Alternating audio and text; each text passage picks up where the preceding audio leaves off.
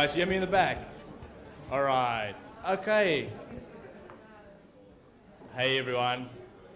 Cool. Can you just have a quick look around? We've got about 150 people here tonight. Founders and investors from different walks of life. Flippin' stoked to have all of you guys here. Like just over a year ago, this kind of thing was not possible. We had, I think, 2 founders conferences online with COVID stuff. It is like just tremendously special for me and for our team to have so many cool people in one room together again, to meet each other, to mingle, to chat, to have fun, to share ideas, to learn, and yeah, hopefully to make a couple of new contacts. So welcome. Can I ask that you just give yourselves a clap for taking some time out of your busy days to be here tonight to learn and grow.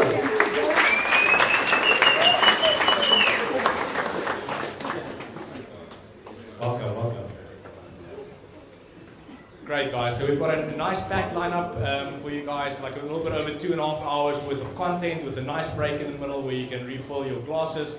There's water in the front. The loos are just out the back, and I hope it's a really special night here tonight. Can I just Trent and Sarah, can you guys just do a quick stand up for us? Can you guys see Trent and Sarah? Otherwise, you have to join me in the front. I think you'll have to, Sarah. No. You have to come to... guys, without these 2 people, tonight would not be possible. We just want to obviously start by thanking our sponsors for tonight. 2 of the coolest tech platforms that entrepreneurs can deal with. Sarah is from the Xero team, the best cloud accounting platform that you can work with. And Trent represents Xero, the ERP cloud tech stack for founders building scalable companies. Thank you very much for being here with us tonight, and thanks for your patronage. Play nice.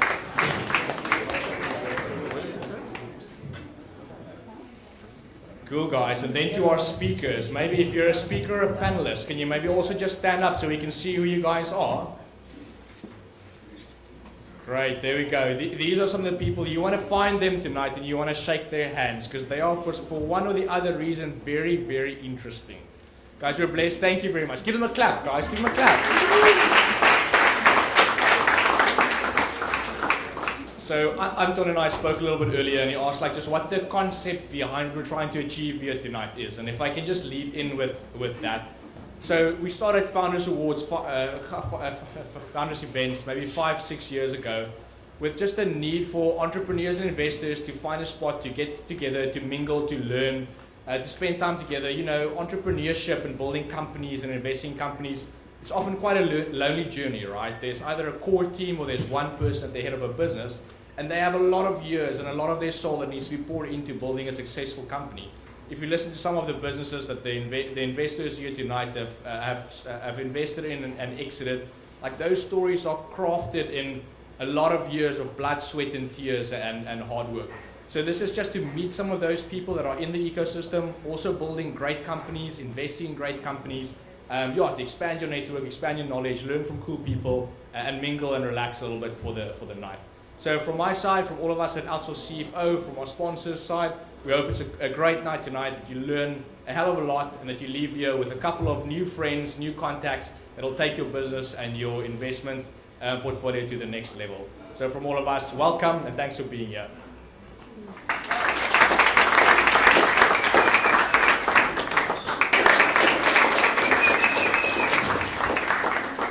Yvonne can probably do her own intro, but I'm scared she'll be modest. So Yvonne is the founder of Caveat Legal. It's a legal platform. If you guys have not had a look at it, they're one of the best ones on the continent.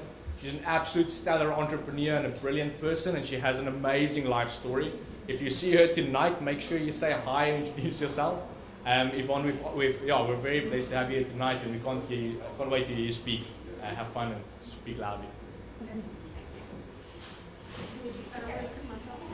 I think you can. How about this? Yeah. Okay. Good. Thanks.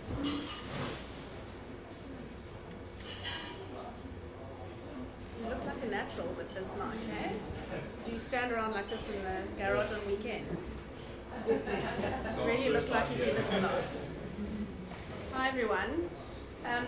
I've been asked to speak about building an ecosystem around your company. What is an ecosystem? An ecosystem is a community of interacting organisms and their physical environment. So the key feature of a healthy ecosystem is community. There have been times in the history of mankind that being part of a community has been essential for survival. When people live together in groups or tribes for protection, friendship, division of labor, food and shared skills, and that banishment from the tribe was almost a certain death penalty.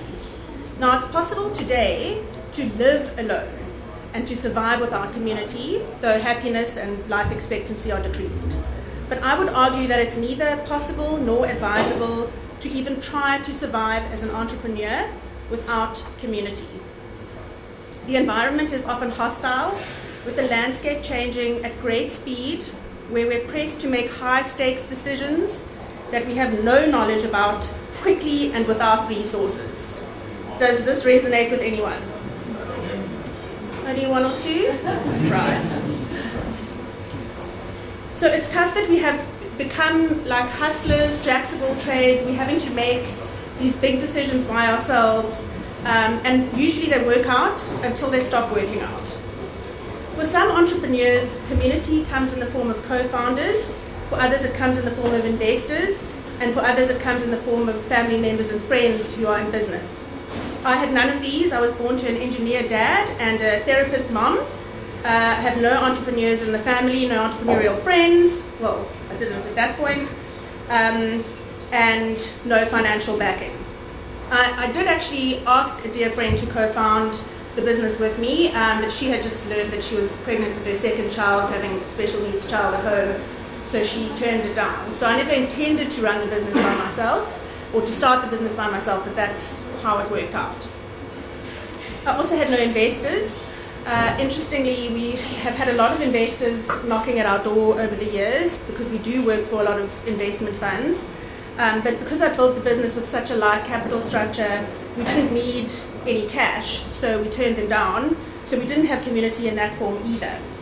So my experience of entrepreneurship has been a very lonely one, and making decisions on my own day in and day out until I sought community. I managed to keep the company going slowly and growing slowly, but I only achieved proper scale when I sought community. Today the business has about 55 lawyers that we make available to businesses, VCs, private equity firms, and even corporates. We've always been completely virtual, so we didn't have to make a single operational change when COVID hit, and we saw 65% revenue growth in the first year of COVID. And today the business is a 7-figure revenue business, and we're feeling strong and growing consistently and nicely. So looking back and preparing for this, I realized that there are 3 types of community that I sought that I can be grateful for our survival as a business. The first is professional support. Early-ish on, I did a scaling course with 10x entrepreneurs. It's similar to the EO Accelerator. And aside from meeting entrepreneurs at a similar stage of growth, it really highlighted gaps in our setup, one of which was finance, which led us to outsource CFO. But we also needed help with strategy, and so we sought community for that as well. For you, it could be finance, it could be legal, it could be strategy, it could be talent. Regardless, there is an excellent community of professionals in each of these fields to surround your business and apply insights as needed. I actually can't explain the peace of mind that I have, knowing that I can make a business decision, knowing that I have Luzanne from Outsource CFO at the end of a line to give me the financial input that I need to make for this decision.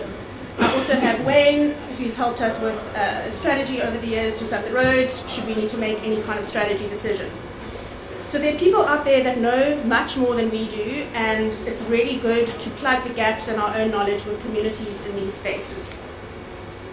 The second type of community that I sought was sector support. It's been quite lonely disrupting the legal sector.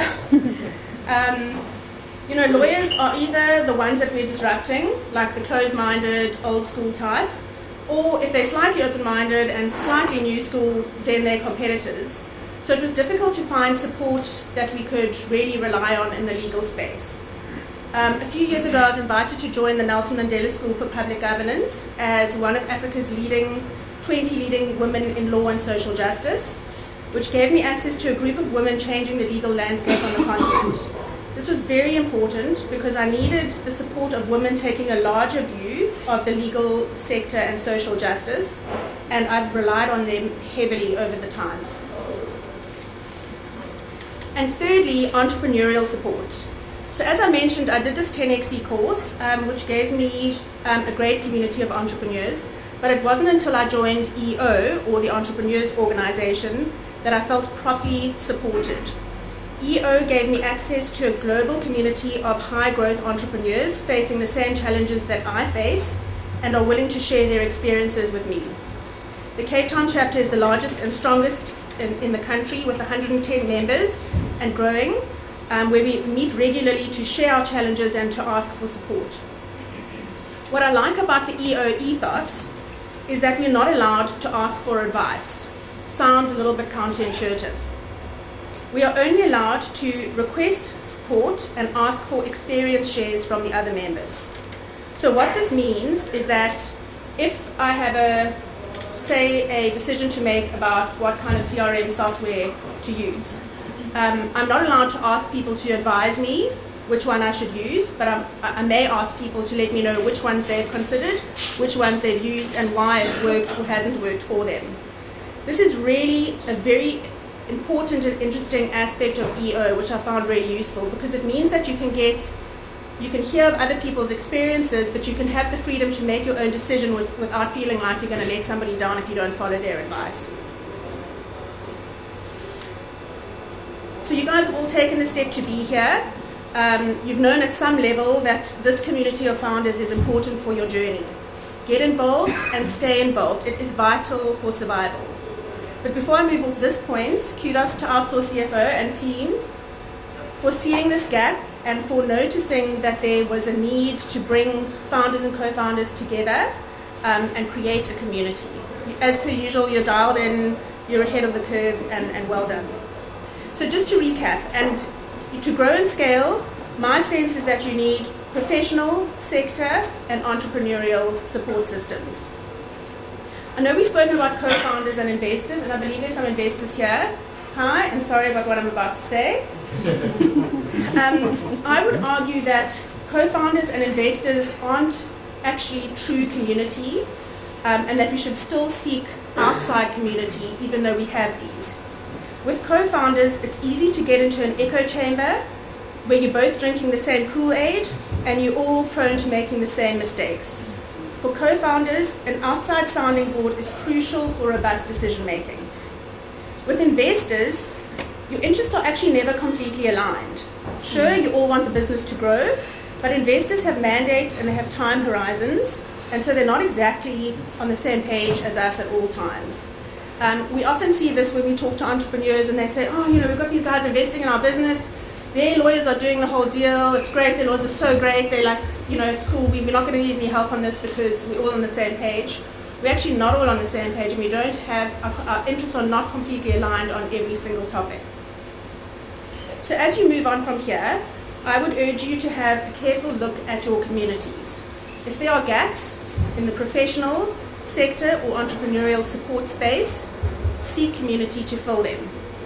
You're all here, which means this is a good start, but look around and see where else you can build the support systems you need to grow and scale.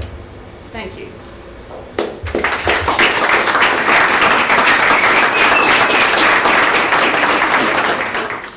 All right, guys, our next section is going to be automation, tech, and trends. So our next speaker, you guys would have met him a little bit earlier. Trent is going to be chatting to us about founder vintages. Trent, I'll leave you to explain that one.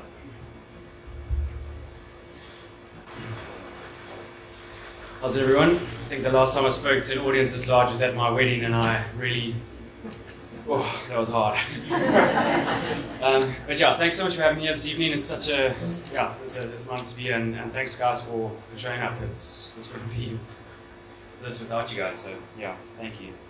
So my name's Trent, and I am from Zoe, and I work with the solutions team, and yeah, We serve the Middle East and Africa region, and I have the wonderful opportunity of engaging with all types of business, be it their business model, their culture, small businesses, large businesses. And tonight, what I'm wanting to share with you is just a little bit around, just to share a few insights that I've managed to garner from dealing with founders and different vintages of founders, both young and old. And I hope my presentation's here, right? It is. You just present.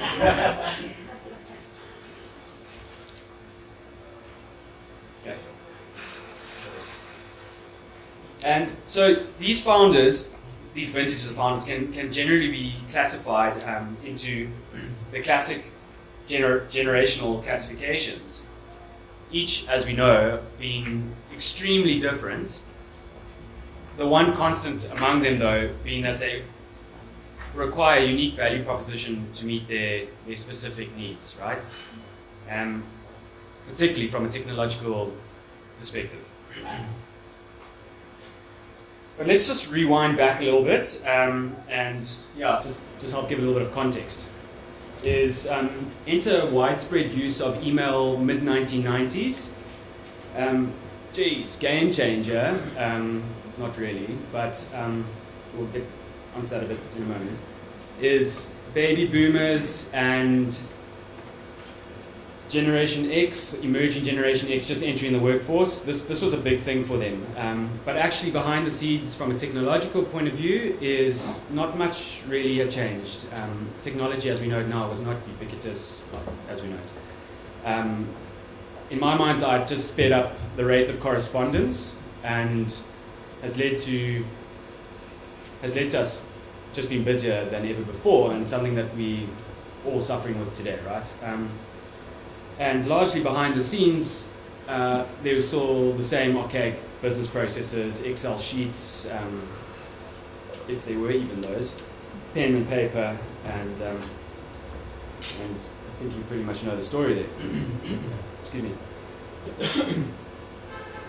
Shifting across to the other end of the continuum, Generation Y and Z, having emerged or emerging into the working world, have grown up in the cloud in the world of cloud computing, and been surrounded by a plethora of cloud applications specifically designed to address a very specific functional need within a business, right?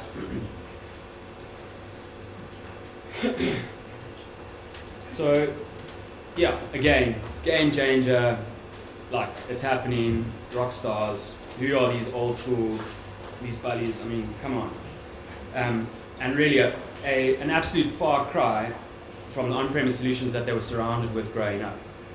And of course, the advent of these technologies really did put a lot of pressure on the baby boomers, the Gen Xers, and still do. And as a side, you'll be absolutely shocked how behind, particularly the small to medium enterprise business, and I'll speak a bit more to that a little bit later on, how far behind the curve they are. They if they haven't already addressed Gen X's needs, they're kind of figuring out, that they should. But really they should be focusing on Gen Z, and they're two different animals altogether. I'm not going to give a lesson on the generational differences, but it really is frightening. And so, the baby boomers and Gen X have really, there's a lot of pressure for them to tailor their value propositions to address the market needs of the very people that are threatening their existence. And, excuse me. And what I find in my dealings, both founder vintages, young and old, having adopted cloud-based solutions, is they've cobbled together these really intricate ecosystems, which we like to term the integration spaghetti, where they've gone along and they're like, oh, we need a cloud storage application, boom, Dropbox. Oh, we need this, boom, boom, boom. And they end up, setting up these crazy solutions architect, worst nightmare, by the way, ecosystems where, with cross-app connectors, APIs, built-in extensions, and the like.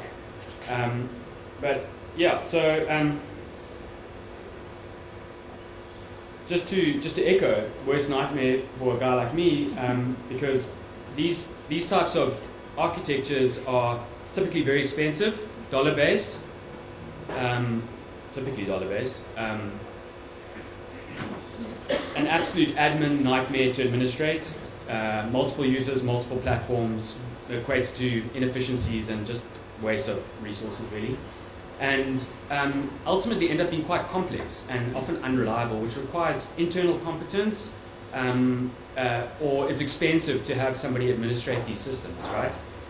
And so I find it very difficult as a solutions consultant to deal with the mess that is. And sorry, I hope I'm not touching on anyone's nerves here, but I'm fully aware, so take it from where it comes, that there are operational realities, and just switching over to an alternative is not always as easy as what I might be making it out to be. But I'm often hamstrung in my ability to create world-class solutions because of this, okay? So yeah, my best type of founder is either the very old vintage, the guy with the email and the Excel and the pen and paper, who thinks he's got systems, but for me that's a blank canvas, or the burgeoning, very young vintage, who in his mind's eye has an idea, but it's all equally coming with a blank canvas. So, thank you so much.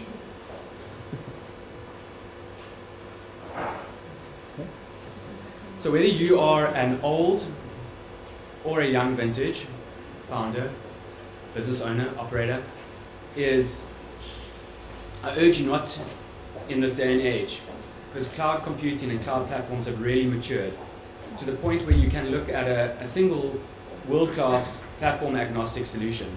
And this is where the likes of Zoho can really, really help you.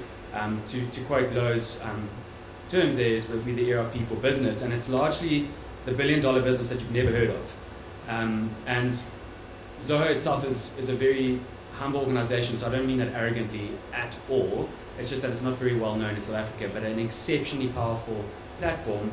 I myself was an absolute Zoho user before I got stuck in full time, and yes, I love my job. It's epic. So if you're just kicking off as a young founder vintage, is don't cobble together a mess, is consider this, and equally if you are looking to revamp your systems, don't recobble a recobbled version of your spaghetti integration.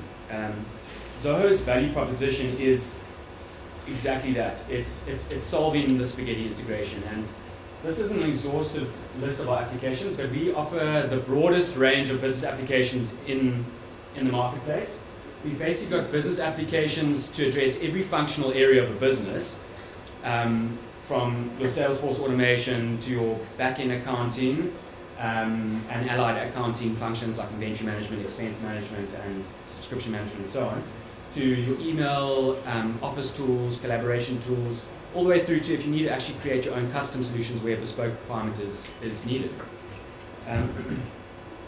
And the other nice thing about Zoho is these apps connect nicely together. So you can enable business process automation, you can nurture amazing customer experiences, and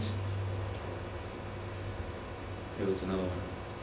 But anyway, and the other thing is that this thing called digital transformation, it's not a destination at all. It's, as you know, it's a journey, and you can take an application at a time. So you can work your way out of the integration spaghetti. What's more is that we've really entered into a really exciting era where we have entered into this next level of computing abstraction, if you know anything about it, the principle of abstraction, where we enabling the layman, business users, with these no-code, low-code tools to develop very powerful solutions. In essence, we're giving the small to medium enterprise the ability to deploy enterprise-grade solutions, democratizing development. I mean, just for example here, this is just a screenshot of the UI. Drag and drop, define your triggers. It's no code. It's a natural language, and where more advanced things might be required, a very low code language is there to help you structure some logic. So some of you in this room might be yawning away and going, "No, that's boring. Software as a service isn't going to work for my business." Is you might be wanting to create your own software as a service where you've got the competence the skills internally to high-level coders, logic languages, visual languages, in which case Zoho plays across the cloud computing spectrum, in which case you can actually deploy your applications and your code in our serverless environments, which are totally scalable. The key differentiator compared to what you would know is Amazon Web Services is that we're far more economical on a pay-per-use basis. Great for the emerging, exuberant, young founder vintage. And likewise, where you've got a very bespoke or unique requirement internally, and you can't afford necessarily to go build an application with the high cost that devs come with, is you can use our platform as a service, where we handle certain levels of abstraction, and you handle the rest, and you can deploy applications 10x faster, 10x cheaper, and really tailor some amazing stuff. And then of course you can complement it with what is our ecosystem of applications. Just to bring it into land here, I'm definitely speaking way more than my notes are.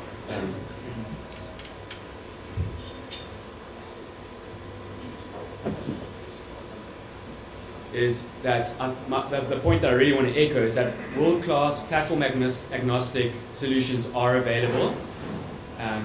The biggest problem that I face though is whether it's an old vintage founder or young vintage founder, is they really have a massive challenge with articulating what it is that they're struggling with, and well, no, that's not the problem. Is what is it that they want? So the old vintage they know that there's an issue, they know that there are problems, they know they're about to be disintermediated, disrupted, etc. They know that solutions exist, but they can't articulate what they want. And what's even more scary, and here is a golden nugget for young business owners, is don't lose touch. But what is very scary is that they've become completely detached from their core processes. It's almost like their users or their staff have kind of defined and molded the processes on their own, which is fine, I guess, in some ways, depending on how you want to look at it. But they've completely lost touch, and it's quite frightening. And on the other end, the young vintage is in their mind's eye, it's native, it's in their DNA, it must be digital, they can picture it, but equally, and it boils down to the finer details, or it's in the semantics, but they also struggle. And so what I'm proposing and advising for all businesses that it becomes an absolute essential living document within your organizations, a bit like compliance to some organizations has become critical, is that you have a business process model or a business architectural map that you can use as artifacts and evolve over time, so that you can hinge your conversations on, whether it be internally or externally. Luckily, there are awesome companies like OCMO that are very good at distilling business requirements. But is to get the best out of those engagements is have these artifacts. And I often find that through this process of doing this, is there's a massive aha moment where people can, they go, geez, like we know our process better than ever, and a huge amount of innovation comes out of the back of that. And yeah, so if any of that resonates with you, please, we have got our Zoholics, annual Zoholics conference in Johannesburg next week and in Cape Town. And my team we bent on our technology, we're passionate about solutions design, don't actually really care for the numbers, to be honest. We don't push product, we let the solutions sell themselves. Thanks, everyone.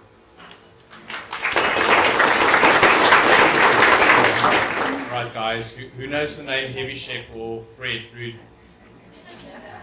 Fred, no pressure, just about everyone. Guys, we are very happy to have on the other side of the microphone, not asking the questions, but speaking to us about what he's learned from asking so many questions to entrepreneurs. Fred himself from Heavy Chef. Fred, thanks for being here with us. Evening, everybody. It's so good to see quite a few familiar faces in the crowd, and I see quite a few people who've actually been on the Heavy Chef platform. So hello to all of you guys. I was asked by Lo and Louise to talk about some of the future trends, some of the trends, entrepreneurial trends that we are seeing. So I saw quite a few hands go up. You do know Heavy Chef, but for those of you who don't know Heavy Chef, we're not a cooking show. We've got nothing to do with food.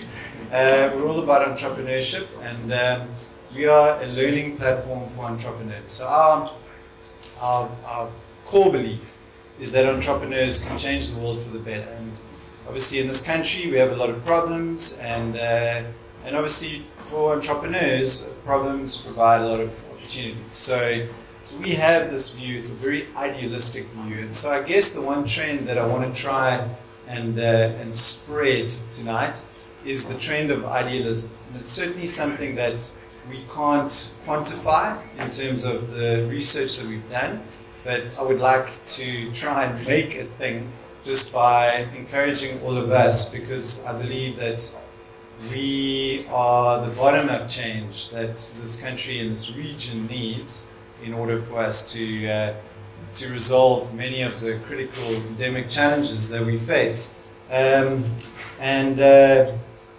God knows we're going to be waiting for a long time if we wait for top-down change. So just in terms of Heavy Chef, and just to give you a quick explanation, Heavy Chef is the learning platform. Heavy Chef Foundation is our non-profit sister organization where we essentially focus on research primarily. So there's the platform at the Heavy Chef PTY side of things, and the Heavy Chef Foundation is all about the programs and the research that we do, right? So it's research and recipes and platforms and programs, and it creates a kind of like a flywheel with the community that we have, which is sitting at about 40,000 people at the moment. We launched our platform February last year as a learning platform. So those of you not on there, go to heavychef.com and sign up. And then the research is on heavychef.org, and the research is very glad to see the good people from Zero here tonight, because we do the research in collaboration with Zero, and many of the insights that we base our education upon it comes from the research that we do. So tonight is quite interesting because, quite frankly, I mean, the nature of something like Heavy Chef is that my teammates and I, we can talk about a lot because we get a lot. We have a huge amount of information, and we've got access to so many great, bright minds within the community. And so the critical thing within 10 minutes, have I got 10 minutes? The other two speakers cheated a little bit, so I'll try and keep it short. But there's a heck of a lot we can talk about. So I'm gonna try and stick to two main points, and the two points effectively are spoiler alerts. I was literally getting these in WhatsApp messages while sitting at the bar and copying and pasting them into my iPad here. So you heard it here first, folks. So the first spoiler alert is actually from the next Heavy Chef report, which is actually going to be released in a couple of weeks' time from now. So we're going to release it first to our partners, Zero being one of them, and we're going to present it to some of the key members of the ecosystem. And then on the 31st of January, at our next event in Johannesburg, it's the Futures with Bronwyn Williams and Dion Chang. We're going to launch or release the next report. So if you subscribe to Heavy Chef, you can check it out. It's a lot of detail, but it's really neatly processed and packed and presented, and it just makes it some really inspiring and encouraging reading. And I mean that because, look, obviously we are privy to a hell of a lot of, I suppose, not so positive factoids every time you open up your phone and look at News 24 or any of the media channels. It doesn't make for pretty reading, but there are some good things. Now, the first spoiler alert I'm going to give you is from the next report from a few weeks' time from now. And I think the key thing, there's a lot of insights in there, but the key thing that we found quite interesting, I found quite interesting, and my partners, Lucanio, Zinkler, and Louis found quite interesting, is that essentially education is changing fundamentally. And the reason why I say that is because, and I see a few heads nodding, I think we kind of know that, right? We've got all kinds of issues around the world at the big institutions and so on. But in particular, I think we are leaning into entrepreneur education, and we're seeing this hypothesis proved. But if you look at the way, I suppose, the internet has changed, you've got web, I mean, I'm sure a lot of you guys know about this, but Web 1, 2, and 3, right? So Web 1 was the, I suppose, the initial foray into the internet where, I mean, Trent alluded to it, it's kind of like the old school, the OGs of internet, and where there were big corporations who owned the information and then pushed that information. So it's kind of like one to many, so to speak, right? So you'd have the big organizations fairly like word for word copying the play of the old traditional media where you'd book space and publish it, right? So that was Web 1. Web 2 was where it became a little bit more democratized, and publishing tools, self-publishing tools became, you know, like WordPress would be a great example, blogger.com, and then obviously evolving into Facebook and, you know, all the various social media channels, where it was power to the people, power to the organizations, micro-publishing and micro-production of content, whereby you suddenly, as an individual or as an individual entrepreneur or a corporation, you could then publish your information that could be consumed by many. So it's kind of Web 2 is like, in a sense, many to many.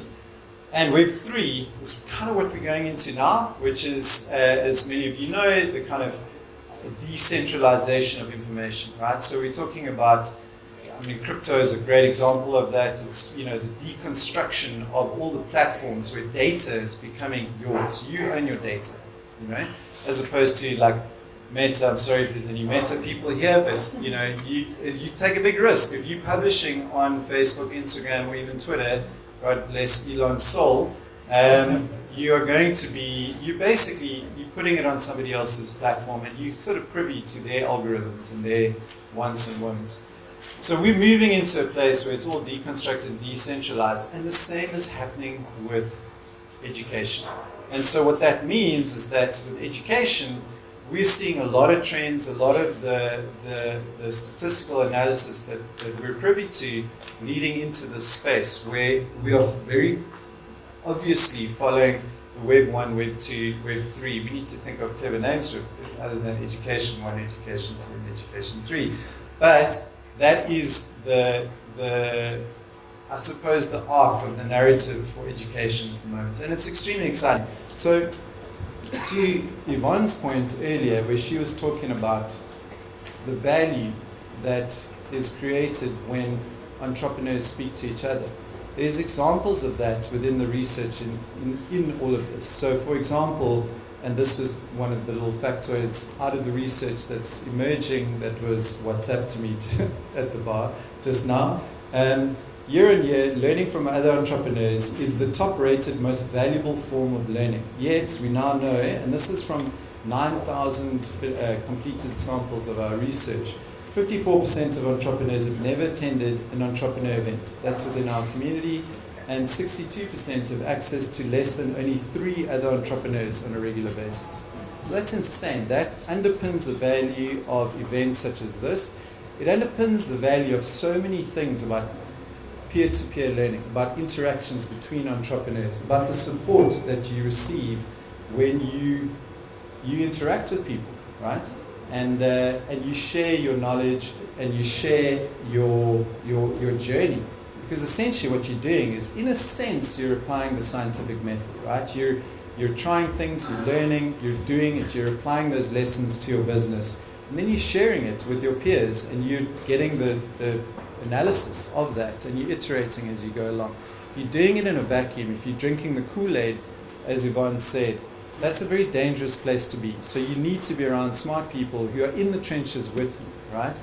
And that's one of the other findings that is emerging from our research, is that our entrepreneurs as opposed, and I thought this was particularly interesting, our entrepreneurs, the people that we've researched, and they're across a broad swath of the South African society, as opposed to what I would have expected, they would want to learn from famous other entrepreneurs, people like Elon, for example, Jeff Bezos, or Patrice Motsepe, or Aliko Dangote, or any of these people. They actually want to learn from people who look like them, who speak like them, who come from the same neighborhoods as them, right? So people who they can identify with, as opposed to feel alienated from. And that for me is quite profound. So it speaks again to the need for not just the content within the community, within the education space, but the community within the education space, and particularly relevant for entrepreneurs. How am I doing for time? Probably not good. So I'm going to give you the second, there's a whole bunch of factoids which I'm not going to go through, but if you subscribe to headchef.com, you will get those hot in your inbox, so do that.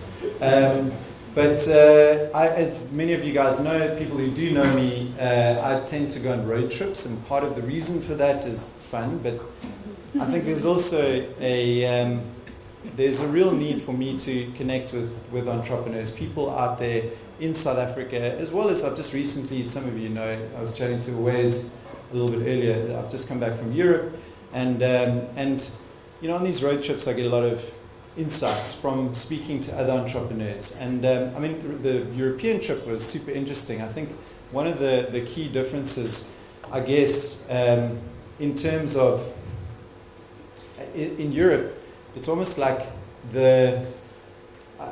I would imagine that the entrepreneurs in Europe are largely, and certainly the ones that I met, focused on more technical problems based on a very kind of stable foundation, or a mostly relatively stable foundation, whereas in South Africa and regions like South Africa, you know, we entrepreneurs are focused on more existential problems that are based on a largely unstable foundation, right?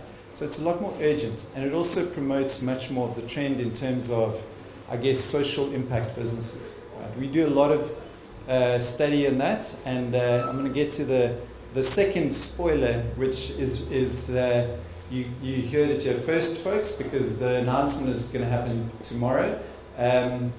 We in all of these trips and all of the research that we do every year at the end of the year, mainly because entrepreneurs are not very good at celebrating their success, right?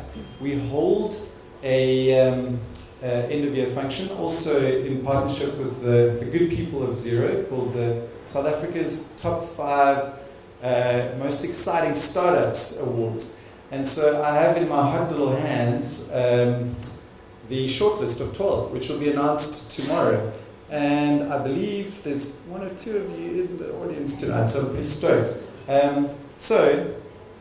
In you know, all the research we do, all the kind of the questionnaires, one of the questions we ask is for people to nominate who they believe their most exciting startup in the South African space. Who is changing the world for the better within our community?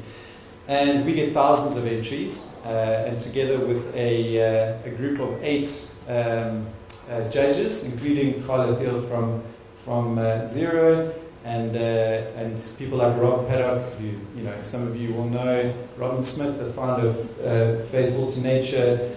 We then choose a short list of 12, and then we go into a second round of judging. So this gives you a good indication of the sort of trends and the stuff that's happening in the space today. The 12 startups, which will be announced tomorrow, and I'll say the name and a little bit about what they do. The first is, and this, by the way, is in no particular order other than alphabetical, Curbon, which is a simple plugin that offsets an e-commerce website's carbon footprint. Dischi, which is soccer boots, specially engineered and designed to play in gravel soccer pitches. Finclusion, which is an online bank that accelerates financial inclusion for all Africans. FlowPays, which unlocks the power of financial wellness at work. Frank, with a C, not the old insurance company. Do you remember those guys? Frank.net. Frank, an app that teaches users to invest like a pro within minutes. Green scooter, highway capable electric vehicles, made in South Africa, the ZBRS and ZB Cargo. Naked Insurance, I'm sure a lot of you guys know them. Instant honest insurance, again, changing prices. Parket, which is the world's first turnkey digital access parking management system to provide cashless and ticketless public parking. By the way, if anyone wants to know more about that, you've got to speak to Joshua over there, who is the founder of Parket. Can we give him a warm round of applause, please? Thank you. Pineapple, 100% pure insurance, 0% other stuff. Sonke, automatic refill machines that take shopping from shelf service to self-service. It's quite a cool company, actually. Stitch, payment startup offering innovative and inclusive digital finance products, and Zoe, an all-in-one women's digital healthcare app. Which is amazing, right? It's 12 companies that are changing the world right from the bottom up. And I think it's just incredible how quickly these people have made an impact.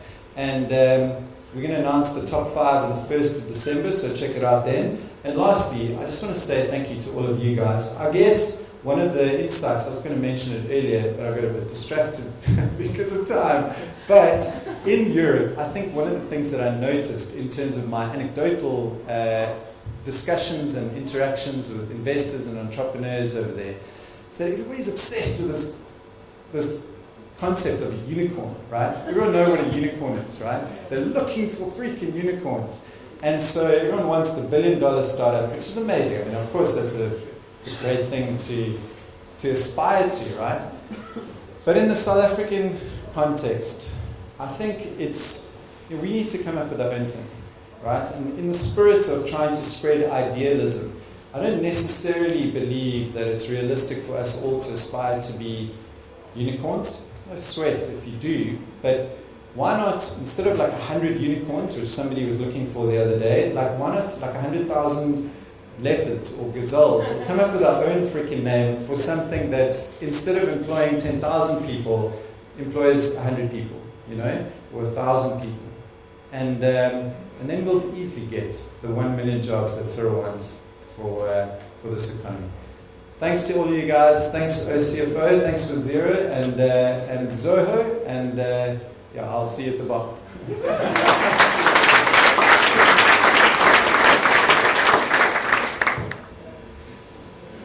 Cool guys, we definitely can't talk about scale and entrepreneurship here if we're not going to talk about finance tonight. So we've asked some of the sharpest minds in the outsourced CFO team to chat us through financial founders tonight, led by the famous Wais Asmal.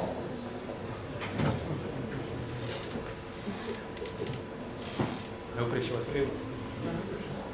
Can you all hear me?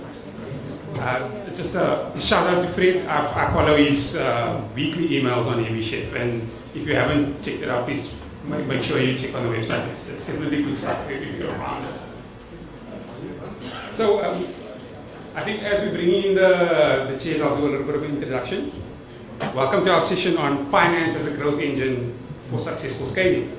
My name is Wais Asmal, and I'm the Executive Head of Advisory Services here at Outsource CFO. So we here to help you to make decisions using the finance tools so that you can grow. And I've got an experienced panel here with me who've worked with many startups, many scale-ups. David Baker is our Head of Cloud Accounting. He's got over 11 years of experience helping companies to scale up using cloud accounting tools, SMEs, medium-sized companies, and even larger companies. On my left here is Liana of mine, who is our technical accounting and tax manager. And she's also got a decade of experience in technical accounting and tax matters. And as your company grows bigger, your accounting and your tax is going to become more complex.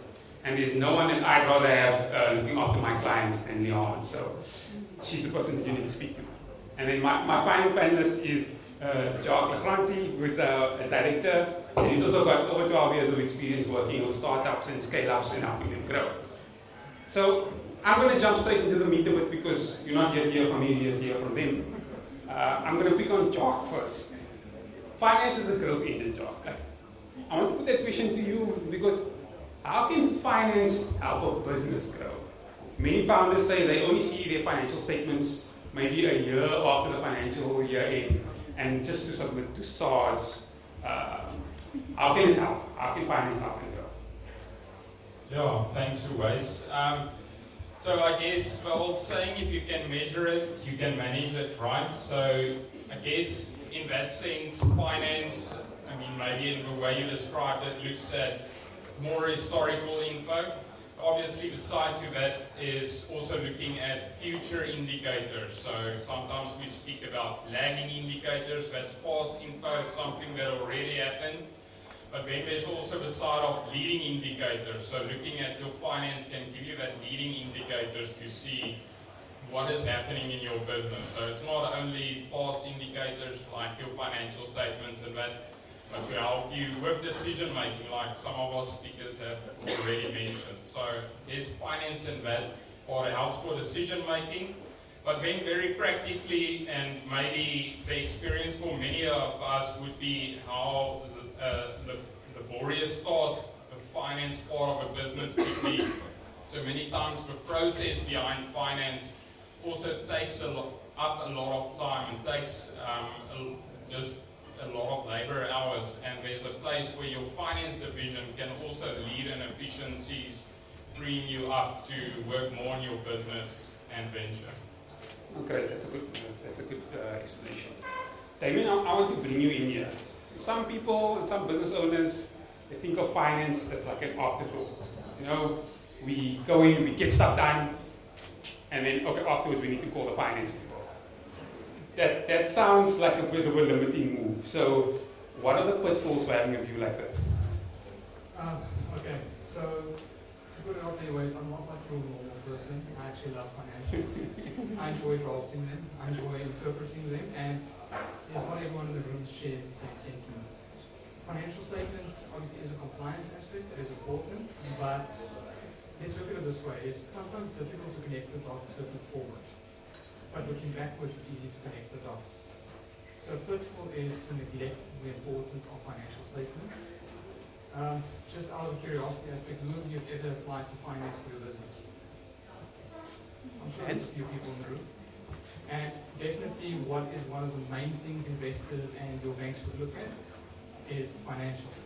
And the importance behind it is to actually take time to make sure that they're accurate, that they actually represent what is going on in the company. So I would say the biggest pitfall is actually neglecting the importance of it and understanding why they are important.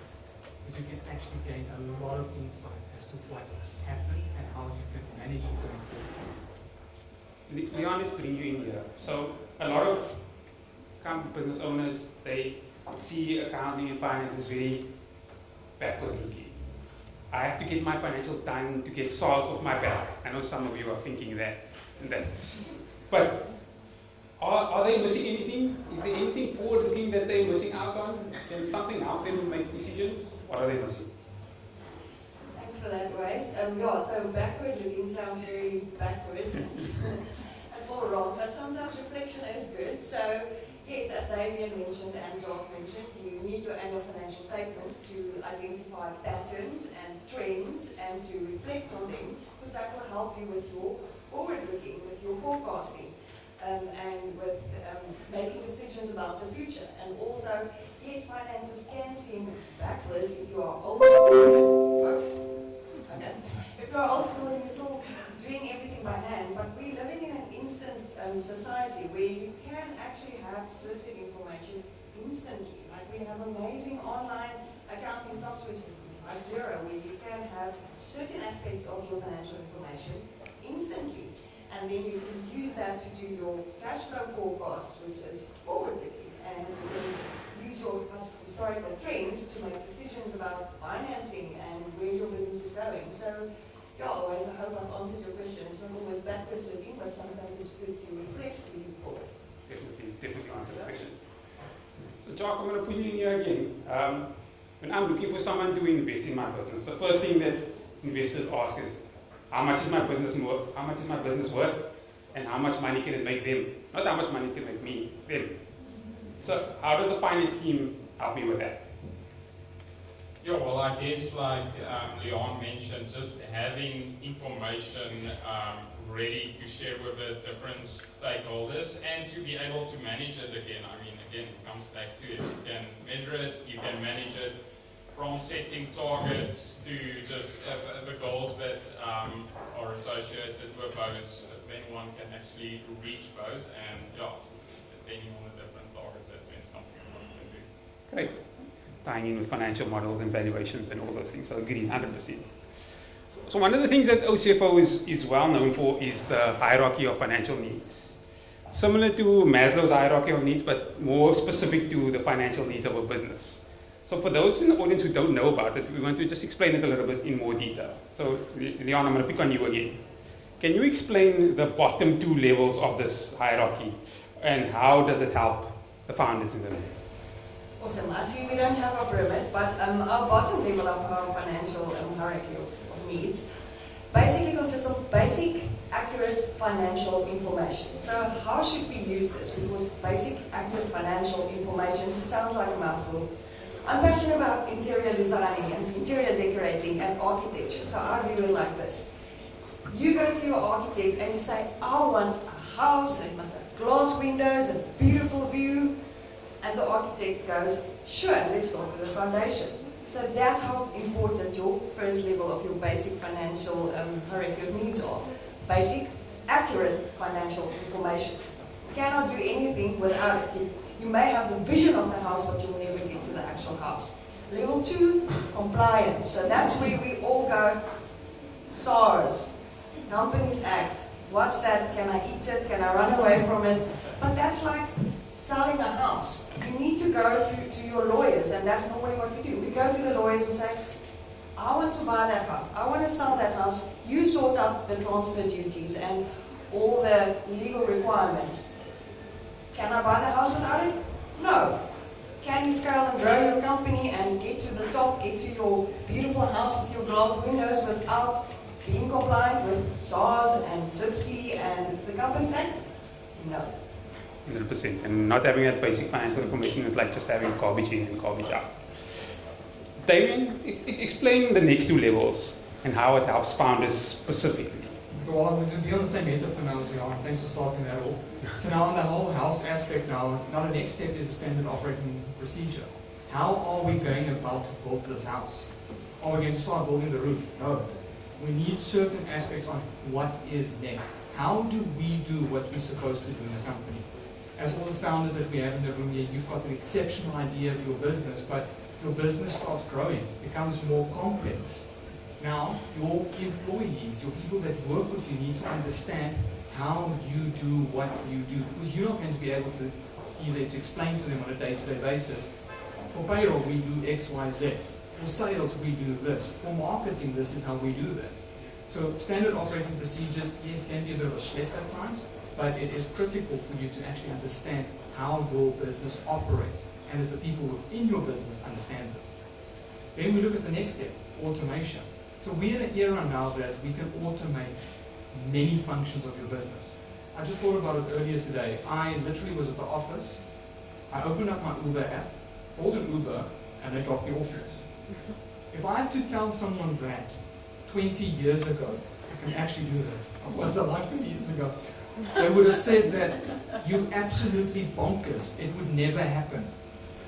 I can phone people in the US now via WhatsApp. So it's things that have fundamentally changed. And business as we know it, the processes that we have has fundamentally changed. If we look at what Xero can do from an accounting aspect, there's a lot of automation that it builds in. Look at what we have with Zoho as well. A lot of functions can be automated. So automation is how you can unlock more potential in your business. You can actually upskill staff members to do more valuable tasks than just number crunching. That whole schlep of processing can be alleviated through automation. Yeah. I like what you said there about standard operating procedures and some people saying, it seems like admin, why should I write it down on a page? But if you think about it, if you don't write it down, where is it? It's stuck up here. It's taking up unnecessary mental space. And you need to do what you do best, not think about procedures in your head when you're trying to grow your business. Job, there are 3 levels on the top, and we know these levels can't be achieved sustainably without the 4 levels that Leon and Damien mentioned. But how are they different to these other levels, and how do they benefit entrepreneurs? Yeah, thanks, Wes. I'm not going to go on with Architect House example, but just to recap. So at the bottom of the pyramid, you have your basic, accurate financial information. Then we set compliance above that, and then you have your SOP, standard operating procedures, standardization basically. Then, like Damien mentioned, automation. So then you have your financial information.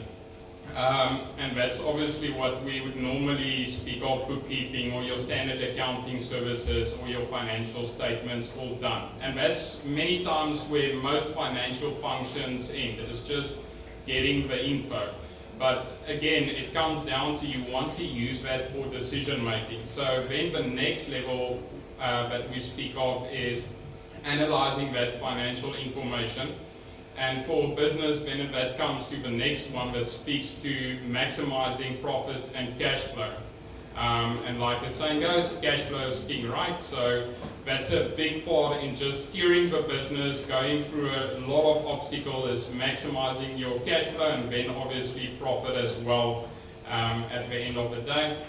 And then on top of that, we speak of just then the strategic decision making that you can gain from getting all that financial information. So basically then using financial data to make decisions. So I almost want to put that to you. Are you using that financial information you have to make decisions? And that's basically the difference of the top. Thanks, Tom. In summary, if you plan on growing your business, use the financial hierarchy of needs to help you solidify and grow your business sustainably. I want to thank my panelists for sharing their knowledge with us tonight. If you do have any questions, please feel free to chat to any of us during the break. We are here to help you grow. Thanks very much.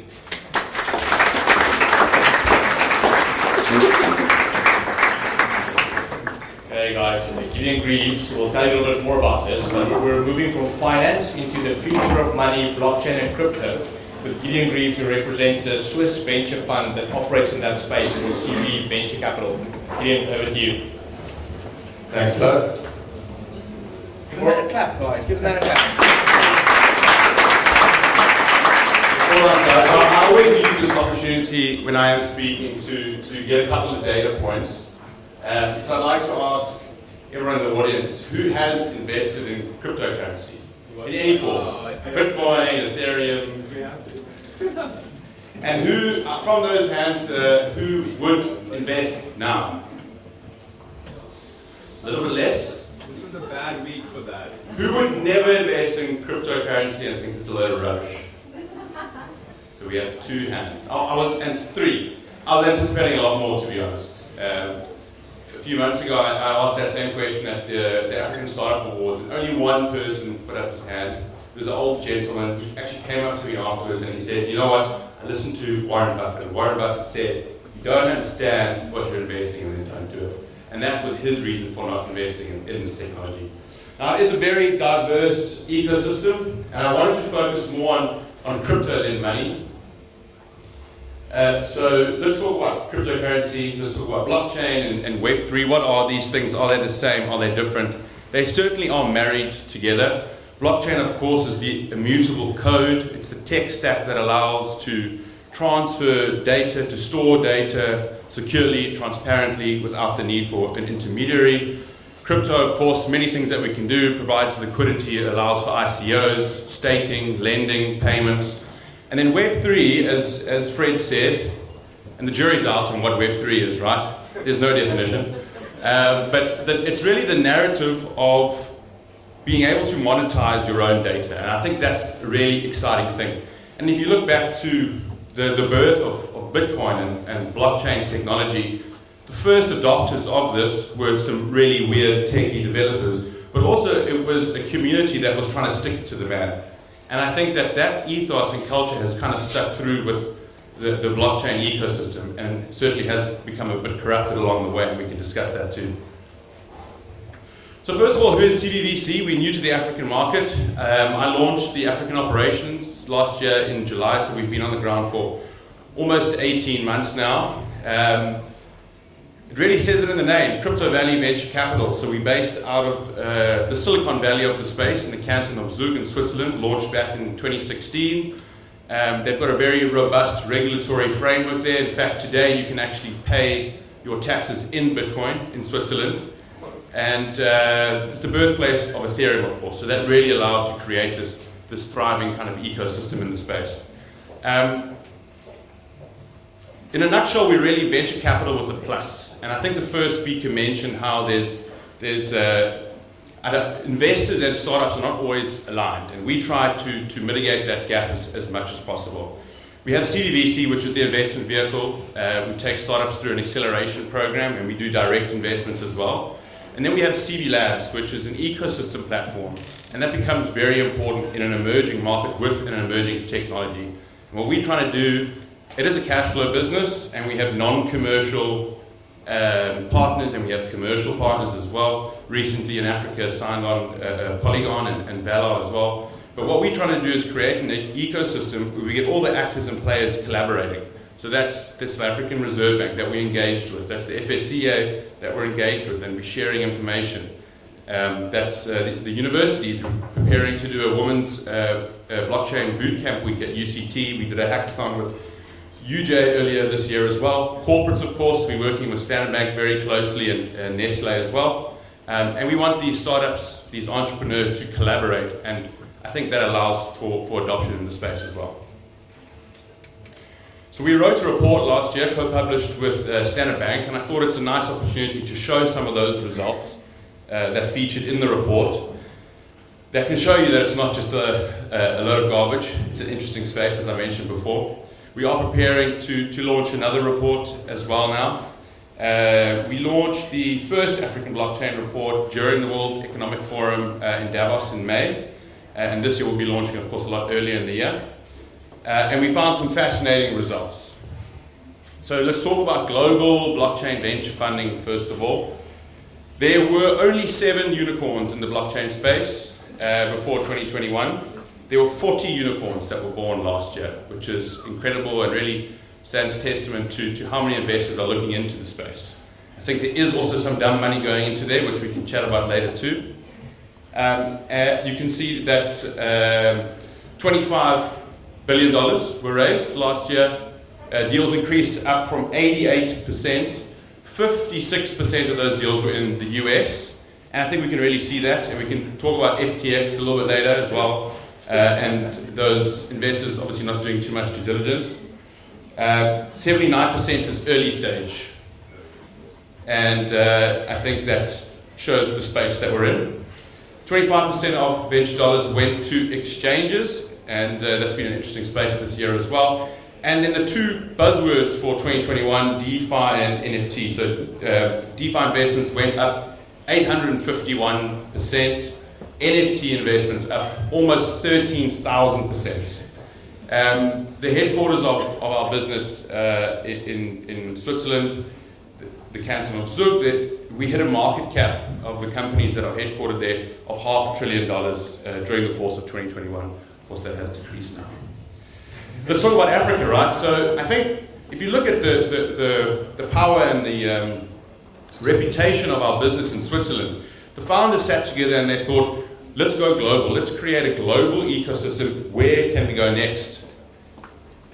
And they decided to come to Africa, which I think is really encouraging about the outset of the African market. And I'm sure everyone knows about the amount of venture dollars that came into the continent last year. This is, of course, not crypto related, but last year it took 8 months to hit that $1 billion mark for dollars coming into startups in Africa. This year it only took 7 weeks, so Africa really is the investment destination on everyone's tongues this year. From a blockchain perspective, $127 million were invested into startups in Africa in 2021, and we're seeing this drastically increase. I think my view is that the developed markets are focusing a lot on the speculative assets in the crypto economy, where Africa is actually teaching the rest of the world about the true use cases of this technology. The entrepreneurs and the startups that we speak with are solving real problems. The ideas that they have real utility. Out of our 51 portfolio companies, 46 of them are equity, not private token sales. So these are companies that are utilizing the technology but don't necessarily have a coin or token or going through an ICO. So as we like to say, we're the bridge between the legacy world and the DJ world. So Q1 this year, we matched that 127 million from 2021, which is a 1,600% increase from Q1 in 22. As you can imagine, the key players in the space is related to GDP, so Kenya, Nigeria, and South Africa. Egypt, I'm really excited about and hoping that things change there, but it is super duper illegal there. So regulation is really stifling the growth, but we do see that changing, and we are in conversations with the regulators there, in fact. And exchanges and fintech account for 80% of the investment dollars.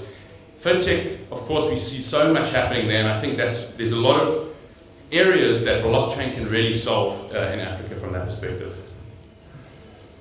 So with regards to regulation, there is 17 countries where it is uncertain and 6 where it is legal. I think we're following the trend of the developed markets, where you see that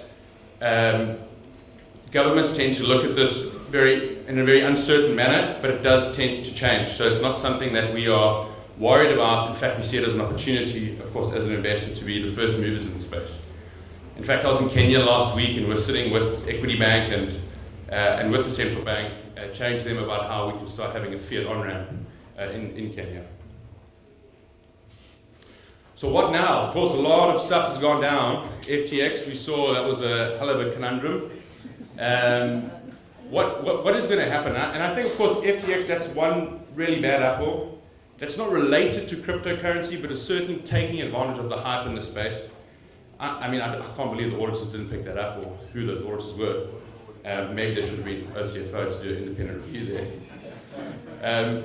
Crypto, venture capital, I think will slow down. I think we will start seeing a lot more stringent due diligence processes. I think that we'll start investing in a lot stronger use cases where there's real utility, not these theorized businesses that might work in 2030 with an awesome pitch deck and a really cool website. So I think we will start seeing a lot of changes. In fact, Certic, one of our ecosystem partners, a unicorn in their own right, has now, they do smart contract auditing, and they've now come up with a product where they do KYC and auditing on the founders themselves, which I think gives a lot of credibility to the team when they're approaching different investors. Should have done that on Sandbank and Freedom, of course. Regulation, I think, is going to come a lot sooner, which I'm excited about. I think we want to work with the regulators. We want to bridge the gap between Web 2 and Web 3. And then, back to basics, right?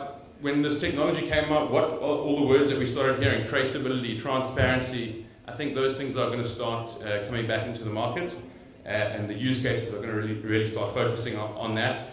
Who of you know about what happened with the Tembisa hospital, by the way? It's very quiet. I mean, you guys can Google it.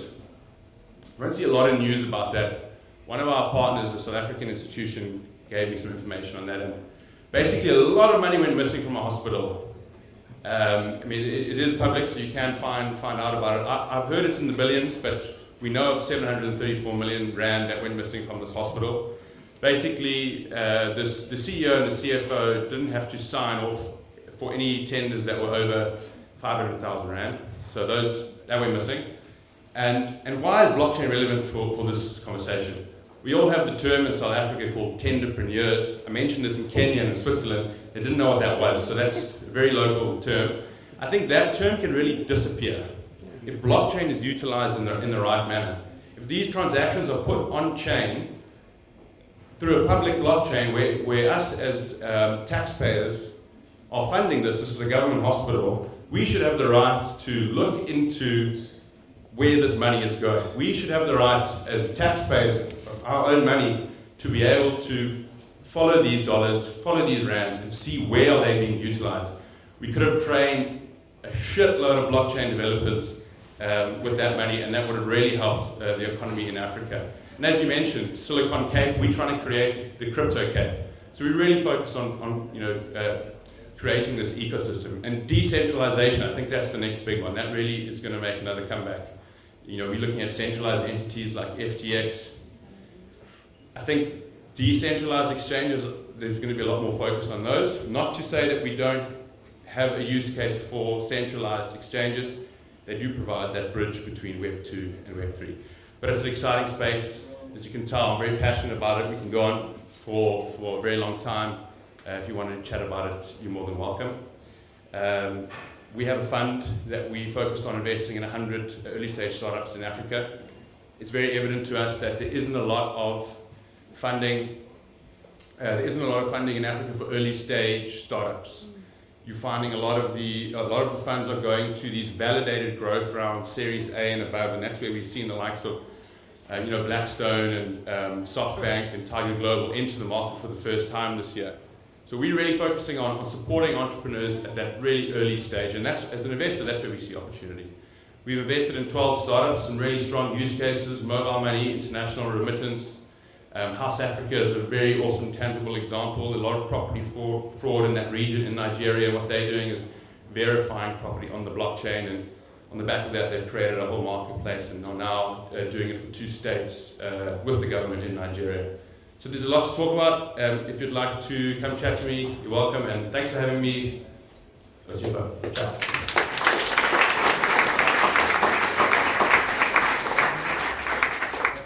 Sure. Is anyone else spinning from that? Can we move it a little bit faster even still? Alex, where are you? Has anyone heard of the Delta in here? Can I maybe just see a couple of hands? There are a few hands and a clap. And a clap.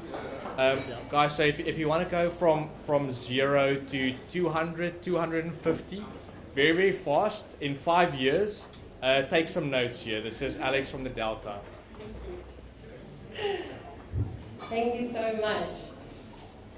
Great, guys. Thank you so much for having me. I'm so excited to chat to you all and tell you a little bit about our experiences in exactly as you said, from growing really from a business of 13 a few years ago to where we are today, which is 250 venture builders around the world.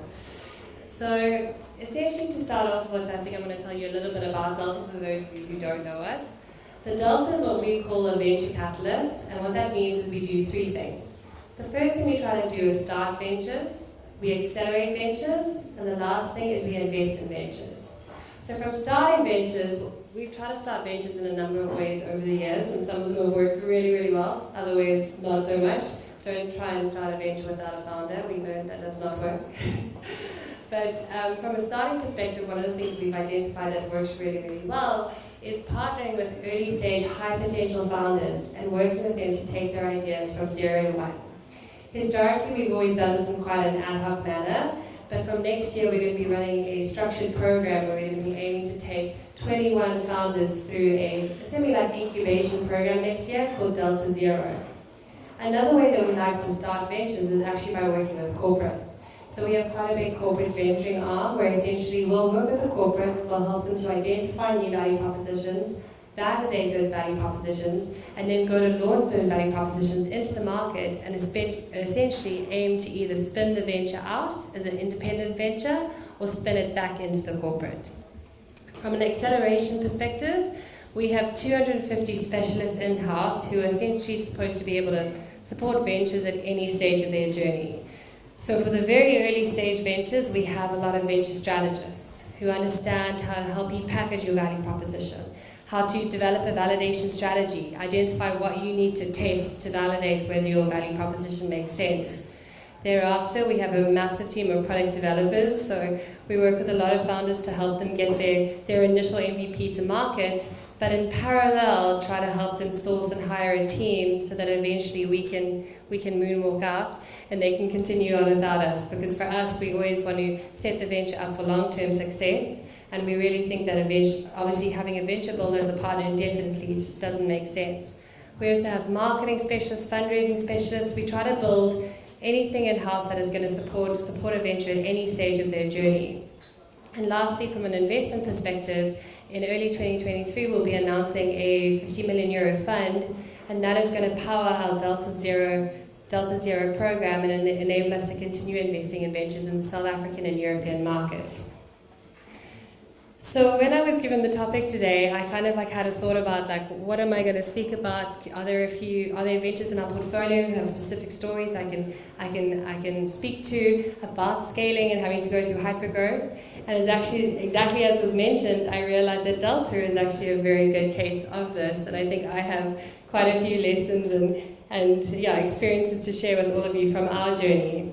When we started, it was about 4 years ago. We had 13 people in 2019, and things just grew so quickly. By 2020, we had 30 people. By 2021, we had 120, and right now we have around 250 people around the world.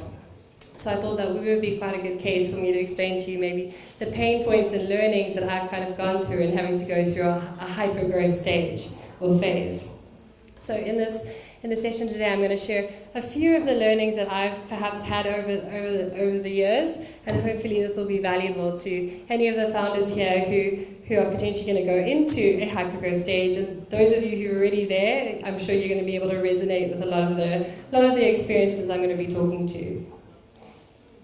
So to start with, I think it's important to kind of understand the dynamic between myself and our CEO. So I didn't introduce myself properly. I'm the COO and co-founder of Delta. So my role is to try and make everything work perfectly. And I think I'm like crazy perfectionist, as I like making things all right. And then our CEO, who's sitting over there, he likes to blow them up by starting new departments on the side, which I call his stepchildren, because he goes and has a whole bunch of fun, then comes back to me with an entire department and says, "Hello, please integrate this into the business." And I have to bring it in and try and sort out the systems.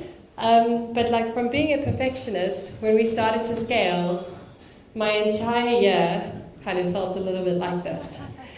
Suddenly I could no longer be a perfectionist. There were so many things that were changing that I didn't have the time to like plan everything out perfectly and to get all the systems absolutely perfect. So one of the things I had to learn very, very quickly was that things don't need to be perfect. I started to embrace this methodology of launching MVPs within our own business, within our own systems. If I had spent time kind of going into over-analysis of how I was going to design a performance management system, or I was going to, design our systems as we were like onboarding 20 to 30 people over a 3-month period, I just didn't have time to spend invest 3 to 4 weeks trying to find a solution for that. I had to act really, really quickly and come up with very quick solutions. And that's why I love this idea about launching MVPs. Trying to build the smallest MVP possible to solve the problem that we were experiencing, and then to iterate upon that once we launched it within our business. And that goes to the next point. Because a lot of the time, the things that you launch won't work. You'll go into it thinking that this is going to be the perfect solution, and while you should always strive to try and make the things that you launch work, majority of the time hopefully work, there are going to be times when things are going to fall over and not work, and you're going to have to go back to the drawing board and you're going to have to iterate upon that idea. And that's 100% okay, and it's going to happen all of the time to you. The last thing is that just talking to this pivoting, and this kind of comes back to like that idea of MVP and how we should learn, build, and measure. A good example is when we decided to launch OKRs. So I think it was a year or 18 months into our business, I read Measure What Matters, and I was like, I'm going to launch this within our business. It's going to be amazing. And I sat down and I put a whole plan together. We were going to have quarterly OKR cycles, and then we were going to have a retrospective in the 3rd month of the 3rd week, and then the first 2 weeks of the 2nd quarter we were going to plan the next OKRs for the next quarter. If you don't know what OKRs are, they're an objective setting, a framework that you can leverage. The book Measure What Matters is an amazing book to go and have a read of. But essentially, after we launched it, I realized that it was such an administrative burden on our leadership team. We launched it across the company and tried to get everyone within our company doing their OKRs, from C-level, our middle management, and our entire team. Initially, after launching it, we went for the first quarter, and it was just taking up so much of our time. And the leadership team was getting so stressed having to manage their entire teams and trying to teach them how to define key results that were quantitative and measurable, which is actually a lot more complex than you realize. OKRs seem simple from the outside, but they're actually a lot more complex than you realize. So 2 quarters into it, we sat down, re-looked at the way we were doing it, and we pivoted. We decided to move to only having OKRs applied at our C-level and at our middle management. We didn't let the rest of the team define objectives because it just took too much time to get the entire company to define their own. And we moved the cycle from quarterly to biannual. And we're still right now continuously reflecting and looking at whether this process is working for us. And we're even considering now moving to a trimester basis because biannual now is maybe a little bit too far away. But the point about this is that it's okay to pivot. You're going to launch things internally within your company, and some things will work and some things won't, and you just have to learn what you can from them. And if you're continuously learning and building upon that, then you're going to be moving in the right direction. The next thing I want to talk about is how you need to prepare your business that it works without you. So when we first started, we were 13 people, and the 3 co-founders, Louis, Jared, and I, were super involved in every single project. We were on the ground. It was great. We were onboarding 2 people per month. It was really easy. We could spend time onboarding them, making sure they understood everything, making sure they understood our way of work and our level of what we wanted. And it was a lot easier. And then we started to scale. And I wish that in retrospect I knew that it was going to happen. And I think the next thing that happened is in 2020, we had to onboard 30 people in a 3-month period while everyone was at 100% capacity and had no time to train the people that we were onboarding, but we still needed them to execute on projects. And it was chaotic. We got through it. But this was one of the great lessons for me the first thing is that you're often going to scale. When you start scaling, you may not have expected that it was going to start. I remember when in the first year, we had a company Town Hall, and they made a joke, and we were we're 30 people now, and Louis was yeah, by next year we're going to be at 100. And I was that's ridiculous, that's not going to happen. And then a year later, we were at 100, and I was oh my God, he was right. And then the next objective was 250, and here we are. I keep telling him he's wrong, and then we hit his objectives. But you really have to be very proactive in designing your organization from the get-go to be ready for when you scale. And there are so many ways that you can do that. One of the, things that we did in reaction to that onboarding conundrum that I found myself in is that it actually was having such a massive operational effect on us. We suddenly were losing so much time from our leads who were having to onboard the team, teach them our way of work, teach them about who the company was, and it was so incredibly expensive. So I phoned one of my PMs on the weekend. I said to him, on Monday, you're going to phone every single one of the leads, and you're going to ambush them on a call, and you're going to interview them and ask them what their department does. Because I knew that if we messaged them before and be we're creating an onboarding course, and we'd like you to speak about your department, they would spend 2 weeks preparing. And we just didn't have time for that. So essentially, he would get on the call and he'd say, hello, I'm here. I want you to tell me what your team does, and we're recording this for our onboarding videos. And within 2 weeks, we had a full onboarding course, which was filled with a lot of bloopers and mistakes, but it got the point across, and suddenly our onboarding was so much more efficient, and we were able to onboard people a lot quicker than we could before. And that was our MVP. We launched our first version, and since we launched that, we continue to build and grow upon that. It's actually now sitting at a course which takes someone 2 to 3 weeks to go through, which you would say is really long. I remember hearing from AWS that they have a 6-week onboarding period, which I thought was crazy, and now I kind of understand it, because when you get really big, there's actually so much context that you have to share with your team. So something I would say to myself a few years ago, because I think we did this already too late, is that you really should document as much as you can as early as possible. It's so much harder to start from scratch when you're bigger than to continuously building upon a base. We still have a few teams in the company who maybe didn't invest enough in their own onboarding material. Now when they onboard teams, it takes them so much more time. The leads have to spend so much more time taking them through things, and they don't have a base where people can refer back to. And maybe if we started doing that earlier, it would have been easier. At least we'd have a base. And I think that now we're continuously playing catch up, I guess, and trying to build that onboarding material and building that training material for how the different teams work. So even when you're a young company, this may not seem important. And I remember laughing it off, thinking documentation was silly, where it's actually so powerful because it really enables people to have a repository that they can refer to at any time and get up to speed without having to book that call with you, without having to ask you a question. So this is definitely something I would have potentially said to myself when we first started. One of the other things is that you have to get used to, I guess, as a founder, is you have to prepare to be seen very differently by your team. When we started, we were so small. We were a tiny team of 13, and I felt like I knew everyone so deeply. And we were like this passionate family who were all really passionate about what we were doing. And everyone knew everyone. And especially over COVID, where we moved into this remote way of work, suddenly I ended up arriving at the office at the beginning of this year, and I didn't know 40% of the people there. I was in panic mode, firstly, because we just come back from being fully remote. And I think this is something else that happened as well, as I would pop in to see how people were doing, and then I get a message afterwards being like, "Thank you so much for taking the time to speak to me." I was like, what? I'm just like a normal person. Why is this is so weird? Because you don't realize that suddenly you start being seen as kind of slightly separate.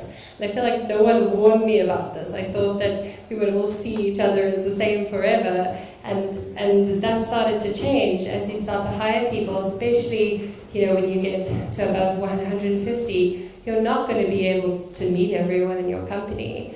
And they're just going to see you at the town halls, or they're going to see you in the office and be too afraid to come and say hi. Which obviously there are things you can do to mitigate that, and we really try to have as many socials as possible, and really I'm trying to get people back into the office because I feel like it's so much easier to interact and connect with your team if you're in person.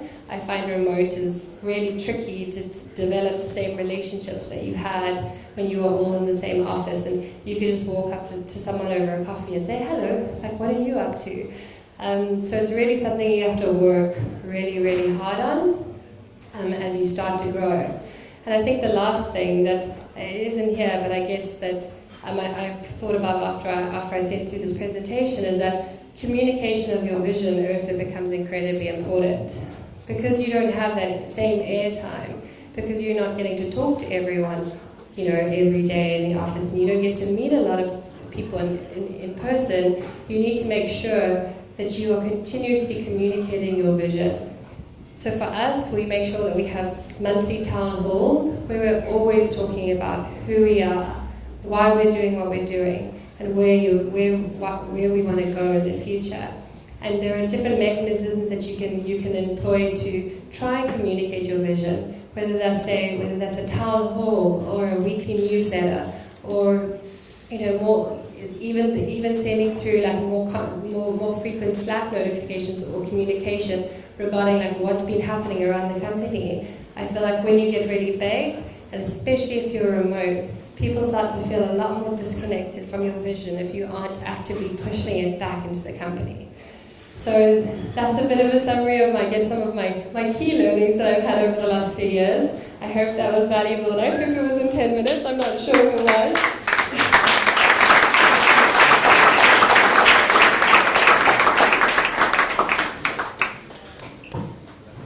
Wow. Who else is going to go home and cry about how fast their company is growing after that? Congrats, guys. Well done. We are huge fans. It's amazing what you guys are doing. Unbelievable. Dan, can I get you up here, guys? We have one more quick session with Dan, who's going to tell us how to run operations. Dan is a lawyer by profession and runs one of the coolest edtech companies on the continent. He's going to tell us a bit about operations, and then they are pouring some cool drinks for us over here as we speak. Thanks, John. Thanks, hello. Everyone hear me? Okay, good crowd. Tough act to follow, Alex. I feel like you've pretty much said everything that I'm going to say, so thanks very much for that, just stealing my thunder. but I'm going to try and do my best to give you an idea of what it means to scale at a slightly slower rate than Alex, because I don't think I could do it at that breakneck speed, or I might just pass out or die. So who's running the slides? Anyone got my slides there? Oh, I'm running the slides. Apologies. So a little bit about me. Lo pointed it out. I'm a lawyer. Forgive me for my sins. I'm the guy who sent you those big bills. Now I'm the guy receiving those big bills. I worked a lot with a lot of startups in my time. So I did a lot of VC and startup investment, and I worked with them, and I just found entrepreneurs to be having a lot of fun. And I peered over the veil, and I decided I needed that sense of impending bankruptcy in my life. So I decided to move into entrepreneurship. And the best way that I could see to do that was through an MBA. And so I did an MBA in the Netherlands, spent 2 years consulting as an agile consultant, so kind of structuring operations and agile frameworks. And thankfully, I was rescued by Teach Me To, and they asked me to join as their COO. And I think most importantly, and a good litmus test for me in this whole manic race of kind of being an entrepreneur or being in business, is I'm a dad and I'm a husband. And I think that just helps me kind of stay grounded when things get a little crazy. Not as crazy as Alex, but still pretty crazy. So a little bit about Teach Me To. We're an online and face-to-face tutoring company. We've grown from 50 to 85 employees in the past year and a half, which I thought was impressive, not anymore. And you might be asking, well, why the heck does a tutoring company need 85 employees? And it's not just because we like to play this fun game where we grow our expenses faster than revenue, which is cool, but it's actually because tutoring is a little bit complex, more complex than I ever thought. So it's been quite a journey. I found it difficult to synthesize what I've learned and put into practice in kind of, there's so many frameworks out there, there's so many books that you guys have probably read, and it's kind of like, well, what do I do with that? So the best thing I could do was kind of summarize key aspects of, key principles and key kind of functions that you're going to need if you're going to scale. And we've been scaling fairly rapidly. We've also got, I think what you guys might struggle with from time to time is a fairly high churn rate. So even though we've grown by 85, we've probably turned through 60, 70 employees in that time, which is not fantastic. I'm working on it. But it's also taught me a lot. And I think if we look at the foundations of good scaling, I've got these 3 foundations that will be very forgiving to you in making mistakes, because I've made a lot, even in the short time that I've been there. And the first is culture, and I think this is often overlooked by a lot of startup founders. It's like, okay, we've got a product, we're running, we're going. You have your own sense of culture, but you haven't really verbalized it, and you haven't got it on paper, and you don't really know how to communicate it, but it's there, it's innate. And you really need to decide, and even if 3 years down the line, you're like, well, I don't really know my culture, that's okay. Grab a hold of it, write it down, figure out what you want your culture to be, because that will affect the people you hire. And that brings me on to my next point, which is people. People are the bedrock of your company. If you're in the tech space, that's pretty much all you have. Obviously, you have your consumers driving your business, but your people are the heartbeat. And with bad people, you're going to be spending most of your time just tending to issues, putting out fires, dealing with major stuff. Getting my discovery points. And so, you're going to be spending that moment. And I'd say about 70% of my work is mentoring, coaching, and managing people. Why? Not because I like it, which I do, but because it's important, because they run the business ultimately and I guide it. That's my job. And then the other thing that you need that sits slightly apart from people and culture is strategic direction. There's also another mistake that can be made, especially when you receive funding, and I've seen it as an outsider sitting on the sidelines viewing many guys receive funding. It's like the investor comes along and with the best of intentions says, okay, it's time to grow now. And you start plugging away at pay-per-click, you're hitting Facebook, you're expanding your marketing budget, And the word of the day is growth, growth, growth. But the reality is growth is not a strategy. It's just growth. And you can really hurt yourself if you're just pushing growth. If you're just like, okay, we've got to grow. And so take a lot of time to think through these 3 principles, because this has allowed a lot of elasticity for me to make a lot of errors that my people pull me in and bounce me back. The culture tells me where, what I want from the company, and the strategic direction tells me where I'm going operationally. Without these 3 things, I'm kind of a bit at sea. I'd say the key functions that you require, and obviously do this to scale. It's not like you're going to hire an HR exec if it's just you and your co-founder sitting there. It's a pretty awkward exec meeting. But again, scale these appropriately. You really want a decent executive team, guys you can trust, and you need to bring in the appropriate people at the appropriate time. So you need to see where the demand is in your business. No one business can follow the same pattern. I think we've grown in different areas and expanded our exco in different areas, and those key employees, again, are going to drive what happens in your company. You need a human resources team. Why? Because, as Alex appropriately pointed out, your time is just sunk into onboarding people, hiring people, trying to grow, and you're just sitting there. When I first arrived, we had 0 HR team. I was the HR team. And we had a company of 50 people at that time. And so I'd say half my week was just spent hiring. And I think a good litmus test here for anyone who's growing, instead of going, okay, at X size, we need to then add this person, it's rather to go, okay, how much of my personal time is being sunk into X? If it's more than a day, I'd say you need to start looking to hire someone. If you functionally can't because you don't have the revenue, I get it. But really try and hire those key hires when you're sinking a lot of time and energy into a particular task, be it marketing, be it tech, be it human resources. I found for me that especially when you're scaling, this is a key team. And then obviously as you grow, you need an effective middle management. And again, that kind of falls back onto the culture and people foundation. These are the people I rely on to run Teach Me To. I don't. Arguably, I don't run Teach Me To. I take that with a pinch of salt. I mean, I do stuff. But they are the primary kind of coal-face members who are really driving the team and pushing them forward. Key principles that I run by, and these are things that I've pulled out of various books, some of my consulting work, and just general common sense. The first thing is founders, co-founders, COOs, CEOs, you are the biggest blocker to your scaling.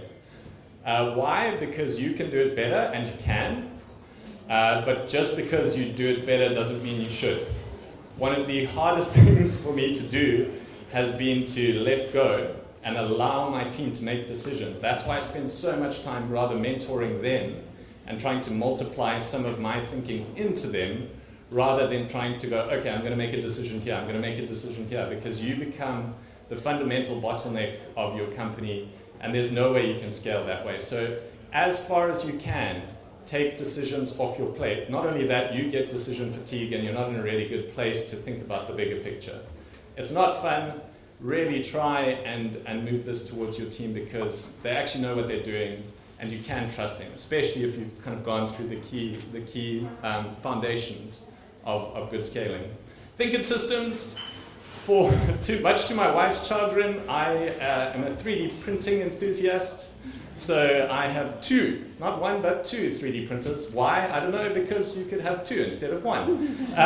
But the thing I love about them is they break all the time. And so it's kind of the equivalent of your dad going into the garage to cut a piece of wood. He just does it to go there and be like, did something manly. And I think for me that's the same. When I approach this, I see an entire system. If something breaks in the system, the whole machine is defunct, and I can't work with it. So it can be a tiny thing like a thermostat. It can be the code that's in the machine that I have to adjust. It can be some of the heating bed or the heating elements. So all of that kind of is interesting for me, and I view a company in principally the same way. It's just a machine. And if the elements are working well together, then you get something decent out of it. If they're not working well together as a system, then you're not going to get anything out of it that's really good. You might still manage and you might get something that's kind of half-baked, but think about the system as a whole and try and fix the system as a whole. And that's why, again, it's really important to decentralize decision-making, because if you're too busy knee-deep in the weeds, like in support or something like that, you're not going to see the system. Okay, cool. Gotta hurry up. And then I'd say centralized project management. This is an easy one. Kanban tools. If you want to have oversight at a certain level, don't try and see everything. It's really good to make use of these tools, having a central kind of board to go, okay, what's happening in the company, where are the projects, what's going on, who's doing what. Look at something like ClickUp, Asana, Monday.com. I don't care, just don't use Excel. That's a really bad idea. The stuff's free. A lot of the time they have freemium versions, and I'd highly recommend doing that. And I think the question then is, well, what do I do and where do I start? And what we've found is it's surprisingly difficult to scale sales because you're kind of 0 to 1. When you get to about 20, it's like, okay, we've got our 18 players who are making the sales for us. And then it's like, okay, we can't replicate 18 players. There just aren't enough out there. So what do I do with that?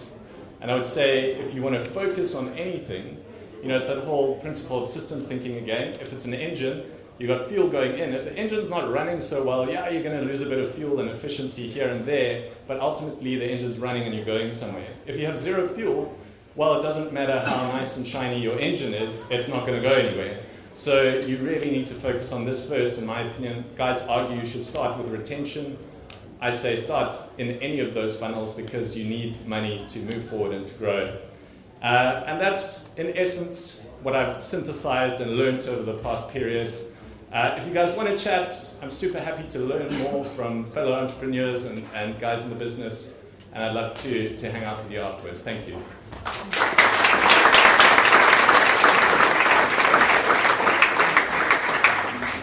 Thank you, Dan. Okay, guys, who's thirsty? Yeah, great. We're going to get the aircon on in here for a little bit in the break. We're going to do 20 minutes, so it's, I think, 5 minutes past 7 now. We're going to do 20 minutes, and there's a couple of drinks poured already. You can grab some or sort your own out. We're going to do 20 minutes, then we'll be back here for 4 of the best sessions still to come. Thanks so much.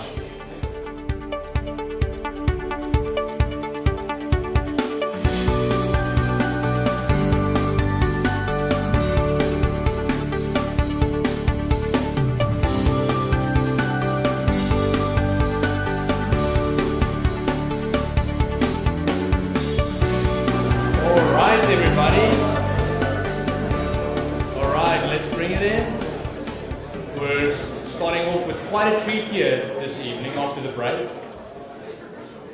Alright, great, welcome back everyone. Great to have you all still here. Looks like we've still got a packed house. Our last 4 sessions are some of our best ones, and we've saved an amazing couple of speakers and panelists for last. We have a rare treat here, guys. Ex-Google, John from Engage Video Group, one of the most passionate and best entrepreneurs I've met in all of my journey.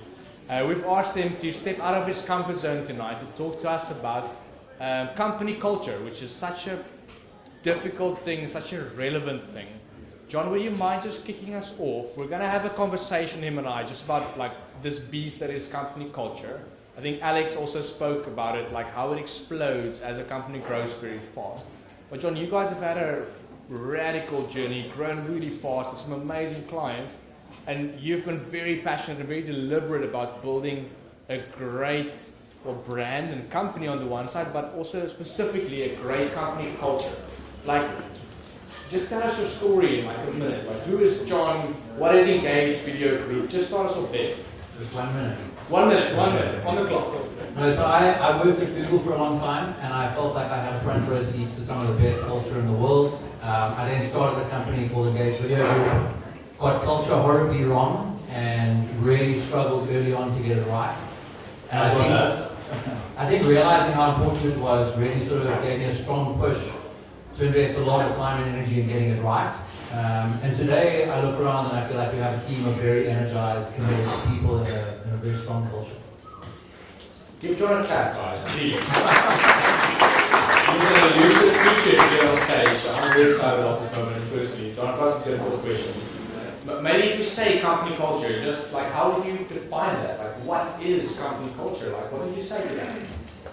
Yeah, so I remember when I first started, I read that quote which says, culture eats strategy for breakfast. And there were like 5 of us in an office, in a horrible office. And I felt like most of our team was a little bit miserable, and I was like, okay, our culture is not that good. And I really spent a lot of time trying to understand what culture was, especially when you've got 5 people in a small office. It's quite difficult to articulate what culture is. I think today, as I look back, I think culture is just all the things which you do in your own kind of way for the company. So how you think about salaries, how you think about how you treat your people, like to what degree you treat them with respect. I think all those kinds of things around, I think often culture is sort of thought of as like the foosball tables or like all the sort of perks, but I think you have to get so much right before you think about that. So like a very big one in our culture is everyone has to understand what their job is. They have to be able to describe it to you in a very neat, well-articulated way. And they have to know that if they do that job really well, they'll get paid well, they'll be rewarded for doing it well. And I think, you have to get that kind of stuff right. Then I think you have to like really understand the vision of your company as a founder. You have to really know what you're trying to build. And then you have to be able to articulate that to your team really well. And I think just getting those 2 pieces right, if everyone knows where you're going as a company, they know their role, and they know if they do their role well, they'll be well rewarded. I feel you've got like 60-70% of culture right. And none of those other things actually matter unless you've got those kinds of things right. The actual foundations of what it's like to work in your company. And I think like looking around and seeing unhappy people as a business founder is really not a good feeling, but I think the opposite is one of the best feelings you can get leading business. John, so you guys have gone through many stages of growth now. So how does culture change from being 5 people, like you mentioned in the room, where you have a lot of influence, to when you're 20, to when you're maybe 50, where you guys are right now? Like, what are the transitions in that process? And let's go with that first. Yeah, well I think when you start a business, you feel like you as the leader need to. I felt I needed to force the culture. Like reading, Culture Eats Strategy for Breakfast, I felt like I had to set the culture. And I think that's a lot of pressure on a founder. And I remember we did a lot of stuff which just didn't work. And I got a lot of negative feedback. And I was like, I actually spent a lot of time really struggling to understand what that looks like. I think one of the great things about building a company, one of the other great pillars of a great culture is that you hire well. And I think if you've hired great people, then they will help you build that culture with you. And I think so much of what makes our culture strong today has not been put in place by me. It's been put in place by other brilliant people within the company. And I think, I'd say actually, I spoke about 2 pillars of a great culture. I think hiring the best people that you can, who fit with the kind of people you want to build a company with, that's a really big part of it as well. And I think, so you spend all your time in your company and with your family, and if you're going to be spending, 8-9 hours a day with a group of people, you want to make sure that there are nice people to spend time with, and I think that's a really big part of culture as well. Cool, man. You mentioned like parts of it that are difficult, like things that didn't go so well. Like, what stands out as maybe one of the bigger mistakes you made in the experiments that you did that you would never recommend anyone else to do? Yeah, I think when I started our company, my belief was that if we just built a good product and we hired good people, it would kind of take care of itself. And I think I learned very quickly that, well, not quickly, I learned over like a year or 2 of extreme pain that doesn't work all the time. Honestly. And I think, I remember reading this, watching this Eddie Jones speech. He was, and for those who don't know, he's one of the greatest coaches of all time, maybe up until this last World Cup, regarded as the greatest rugby World Cup coach of all time. But he was in this soccer conference where someone asked him, they said, like, how do you get teams to win? And he said the most important thing he believes is getting teams to believe that they're part of something truly special. And if you can get that right, then they will go at the end of the earth for you. And I think within your company, you just need to ask yourself the question of like, how do I convince these people around me? How do I show them? Because so often they are part of something truly special. But often as the founder, that all lives within your head. And you haven't taken the time to say like, these are the people we're partnering with. These are the great companies we're partnering with. And so I think like we did something, we got our investors to come and do a presentation to our team. We got the CEO of our investor group to come and do a presentation. We got all our head clients to come and give presentations. And I think all of these little steps in the direction of just getting them to believe that they're part of something truly special. And I think as business founders, we have to ask ourselves, what makes my company truly special, and how do I communicate that to my team in a way which will really rally them around it? I joined EO, which is where I met Lo, and we get sort of like pressured into creating what's called a one-page strategic plan. And I don't know if anyone in the room has created one of those. But you have to answer the question of like, what is the vision of our company? What is the BHAG of our company? What is the purpose of our company? And I think without articulating those, because that's a really useful experience for you as a leader. But once you've got them right, to then share those with the people in your team. And nothing gives me more joy than going to a meeting where everyone else is using our foundational principles of the company and I've had nothing to do with it. I think that's, I remember though we once spoke about BHAGs. I wonder if you've got your BHAG right yet. Is that something which is... It's something that for an Enneagram 3 it takes longer than usual to commit to something as big as that. But yes, we want to reach 10,000 founder-led companies with a team of 1,000 professionals. At the current, it was a 15 to 20 year goal 3 years ago. It's a 5 to 7 year goal right now. Yes. Yeah, we've looked at that. Cool, man. You mentioned core values. Like, what role do core values play right now? I'm sure you will also speak about that in just a minute, but for you guys. Well, articulating these things is really hard. Like, what's the difference between mission and what's the difference between vision? What's the, like, do core values matter or do they not? And a lot of people I've spoken to say core values really don't matter. And people will often put like Enron up as an example and show the core values which were in the foyer of Enron. So I've got so much sort of conflicting feedback around how important these things are. But what I know for sure is there are some behaviors which if we can embody as an entire company, our company will perform way, way better. And if everyone tries to do those things, we can be way better as a company. And I think you just want to ask yourself, like, what are those things? And then try and help people to see how they can do them. So we're like, our business changes every single day. We work a lot in the sort of social video environment, so platforms like TikTok, we end up doing work on. Those platforms change every single day. And so one of our core values is we only survive through constant evolution. And it's quite a high pressure value to have within the company, but if everyone strives to continue to evolve and to innovate and be better every day, it's the only way that we can succeed as a company, because our product can never look the same from one year to the next. And so if we don't do those things, if that is not one of our values, our company disappears. And I think if I was to criticize, we've been through such a fascinating journey over the last 6 years. The first quarter of this year was a tough year for us, and actually what we really learned in reflection is that we hadn't stuck true enough to that core principle, that core value, and we hadn't innovated and evolved enough as a company over the preceding 12 months. The first quarter was a really tough year for us. I love that.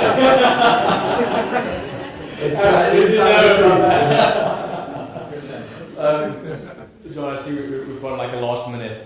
Just if you were to speak to one of 150 founders in here tonight, like about one piece of advice that was meaningful for you on your journey on like kind of like culture or creating a good culture, what would your one piece of advice be? I think mine would be to build a company you want to be in. Like, you want to build a company which is a joy for you to run. And I think, I'm like 6.5 years into our journey, and every single time I look around and I'm like, things are a bit tough around here. It's not fun for me and it's not fun for the team. And I think trying to build a culture which is great for you as the founder to be in, I think is going to be a huge, huge piece of the joy of running it. And then the second one, I got incredible value from doing that one-page strategic plan. And if you Google scaling up one-page strategic plan, you'll find a sort of framework to put it into. I've heard so many founders who've done it. This stuff's hard for me to do. I'm not sort of like typically good at that kind of thing. It's hard for everyone, I think. Yeah. Well, I saw probably 5 founders who said it like transformed their business. And I don't know if anyone knows Sam Paddock from Get Smarter. And he says that it was a foundational shift in their whole company. And so we put a lot of time and energy into getting ours right. And it really is the backbone of a lot of what works in our company today. John, I would speak to you for hours and hours, and I'm sure everyone would want to hear more from you. Please stay if you can. I know you have a family. But thank you so much. This is super precious. Guys, John from Engage Video Group, give him a huge round of applause.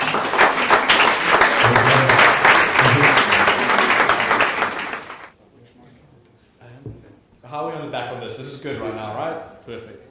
Okay. Cool. I'm going to let you do your thing. Cool. Thanks, Laura. How's everyone? Good. Awesome. So I don't have any slides, so I got some crib notes. Firstly, I'm Tim.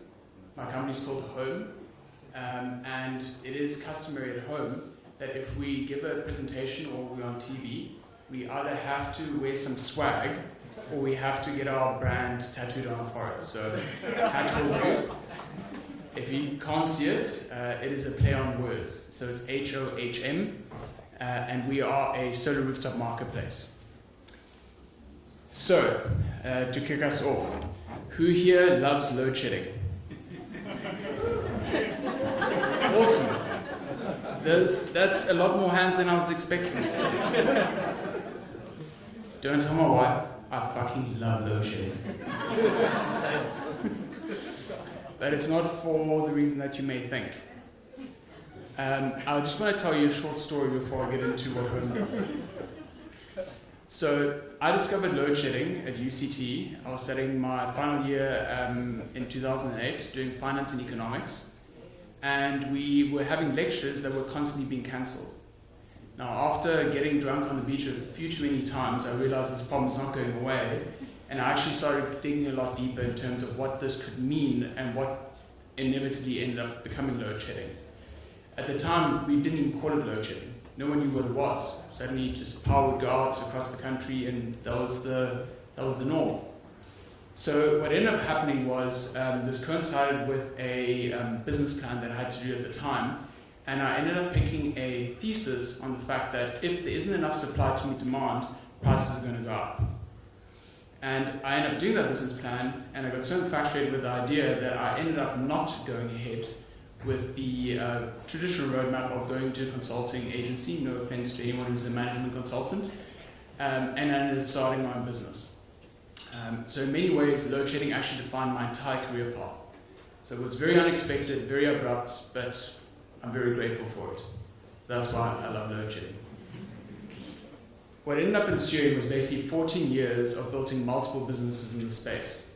I've done everything from helping very large commercial industrial customers save money and rising electricity costs, which was my initial business plan, to building some very large power plants in the middle of Africa, which I wouldn't recommend to anyone, to financing bankrupt municipalities, which I also would not recommend to anybody.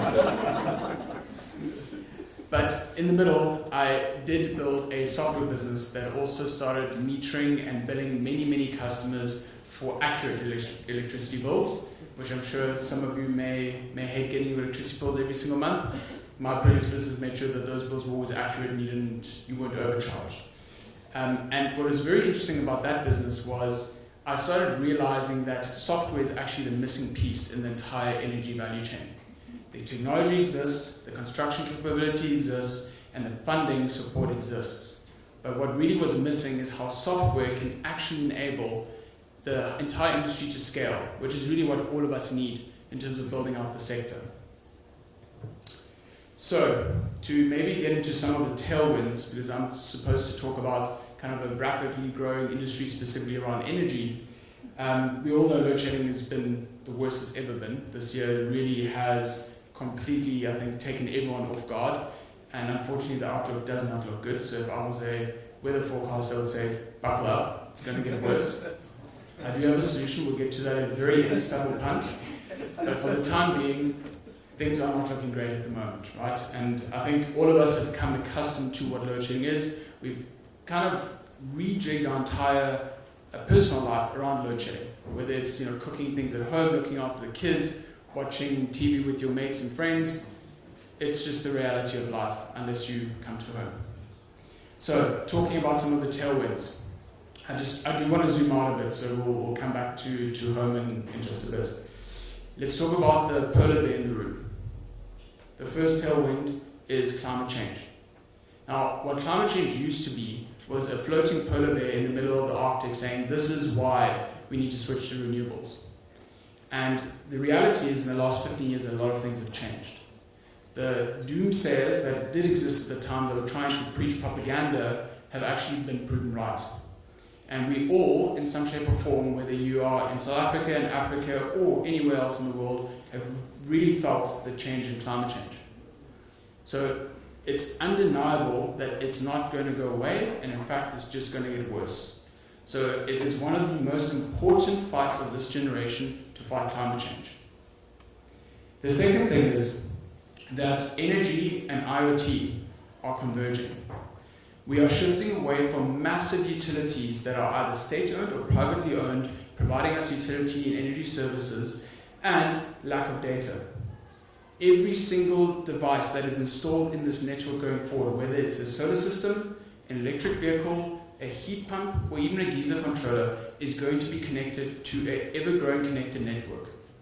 Now, there are many other trends in IoT, but the one that I'm very excited about is definitely this convergence between energy and IoT, because it unlocks some tremendous value, not only for you as a consumer, but also for the entire network and how you can actually balance out the network to stop things like load shedding from happening entirely. The third thing is that we are experiencing what we call price parity. Now, price parity basically means that the cost of renewables are becoming cheaper than the cost of what the utilities can provide us. That's a fucking phenomenal business case. It makes this an absolute no-brainer for people to switch to solar and actually take power back into their own hands to unlock some real financial value at the same time. Sorry, I do saw a lot. And the last one, and I think this is the one that we've been waiting for a lot, is regulation. For this entire sector to shift, you need government support, you need the right regulation to support the shift. Now, we've had some massive tailwinds, specifically in the last 12 months in this industry. I'd actually say I've been waiting 14 years for what's happening right now. So I'm glad I survived, I'm glad I took a path into an industry that's allowed me to build multiple businesses, but I really feel like we are at a major inflection point right now. And it is primarily due to regulation and primarily due to the other things that I just mentioned. So it's an incredible, exciting time to be in the energy industry. So, what did I realize? Kind of touched on this before, but really everyone in this space is very active. There are people who are building massive power plants. There are people building great technology, whether it's solar panels to batteries to even electric vehicles, which obviously we still need to see a lot more in South Africa. But there's no one that really is connecting all the dots. And what I wanted to try and do in terms of my most recent venture, which I've started last year, was really start connecting the dots that I see in this entire energy space with specific focus on the retail consumer, which is basically everyone in this room. I'm not talking about necessarily your businesses, I'm talking about you as individuals, as homeowners who have to survive and live through what load shedding means to us. So what is home? Home is a marketplace. So what we do is we connect homeowners with vetted solar installers, product suppliers and financiers. We connect everyone to make sure that you have the most trusted digital experience to procure, install and maintain your solar system. So in short, we solve the pain point of what load shedding represents to you today. Because you don't know where to turn, you can end up Googling a solar installer, find someone online, he may have a great website, he may have some client references, but you don't actually know if this installer is worthwhile and whether you can trust them.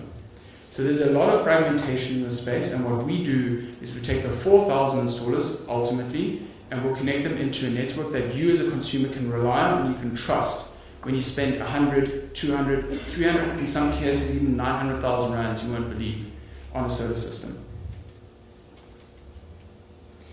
So, to tell you about the business today, on the supply side, we've got over 38 solar installers across the country who actively participate in the marketplace and are vetted. So we've done due diligence on them, we're enabling them to be connected to homeowners.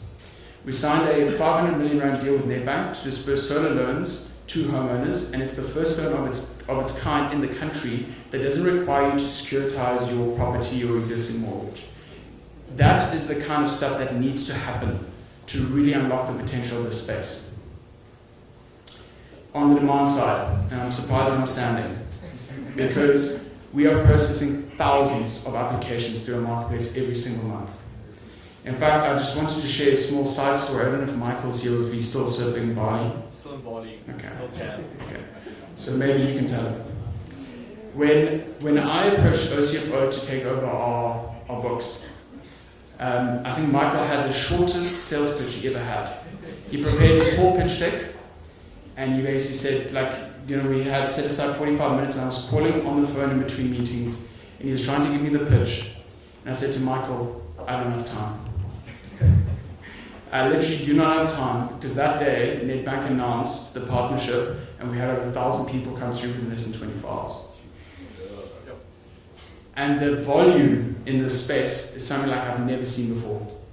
Now you've got to take a step back. You've got to think about what the energy industry currently represents in South Africa. There's a bunch of companies who spent 24, 36 months planning. We used to have sales meetings, or call them project management meetings, with our engineering team in my previous business, going through every single client of where they are in the process, what needs to be done. And I actually said to my team in this business, one of the things I wanted to get to is when we have a weekly operational activity meeting, I never want to hear a client's name. That's how much data I want to sit on. And I'm proud to say that's what we achieved this year. And it's testament to the demand that exists in the market. Now, the one thing that I believe that home can contribute to what society needs in South Africa in terms of load shedding is a reliable way to service customer inquiries en masse. That's what I'm trying to achieve with this business. It's a tech-first software approach. We're not the solar installer, we're not the product supplier or OEM, and we're not the financier. We want to enable everybody to come together and transact in the most trusted way possible so that they can go and procure their solar system through an online experience rather than having to figure out the hard way. Now with that, we sit on a shit ton of data.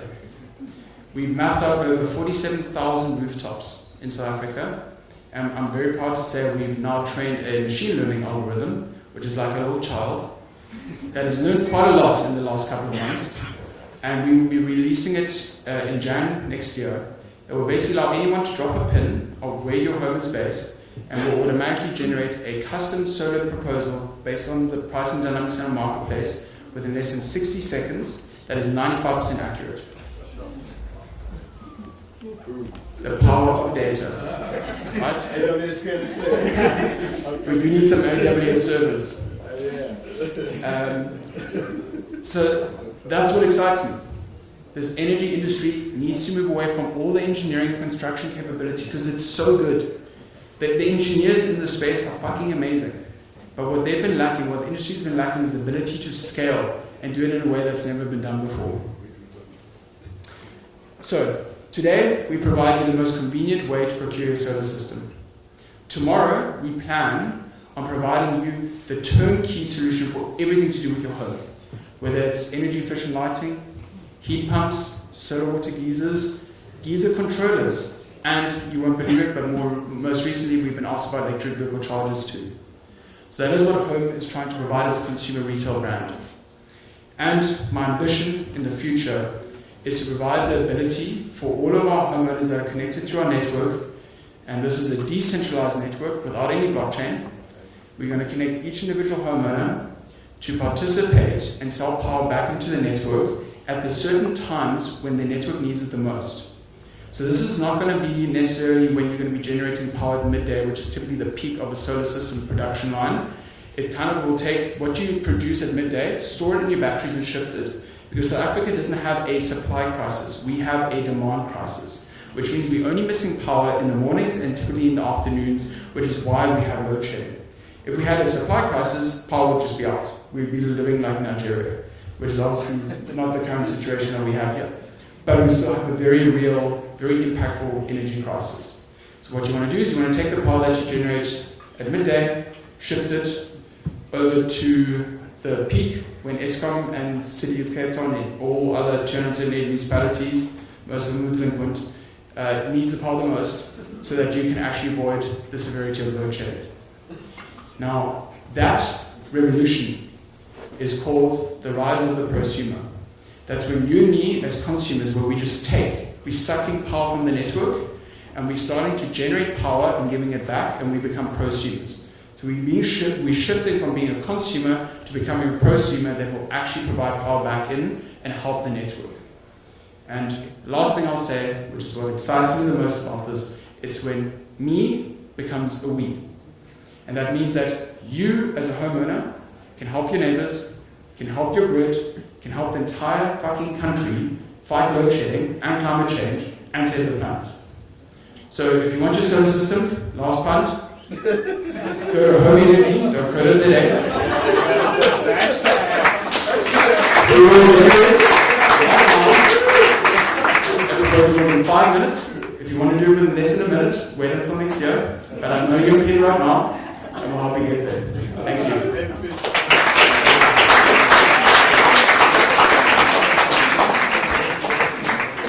Then we're going to have to invoice you for that, eh? Sure, guys. Give it one more clap. That's unbelievable.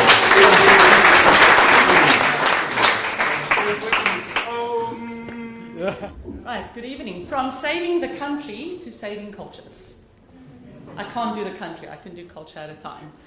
Guys, thank you so much for your time. I think a big thing that I just would quickly want to share with you as I start is, I don't know about you, but I'm exhausted.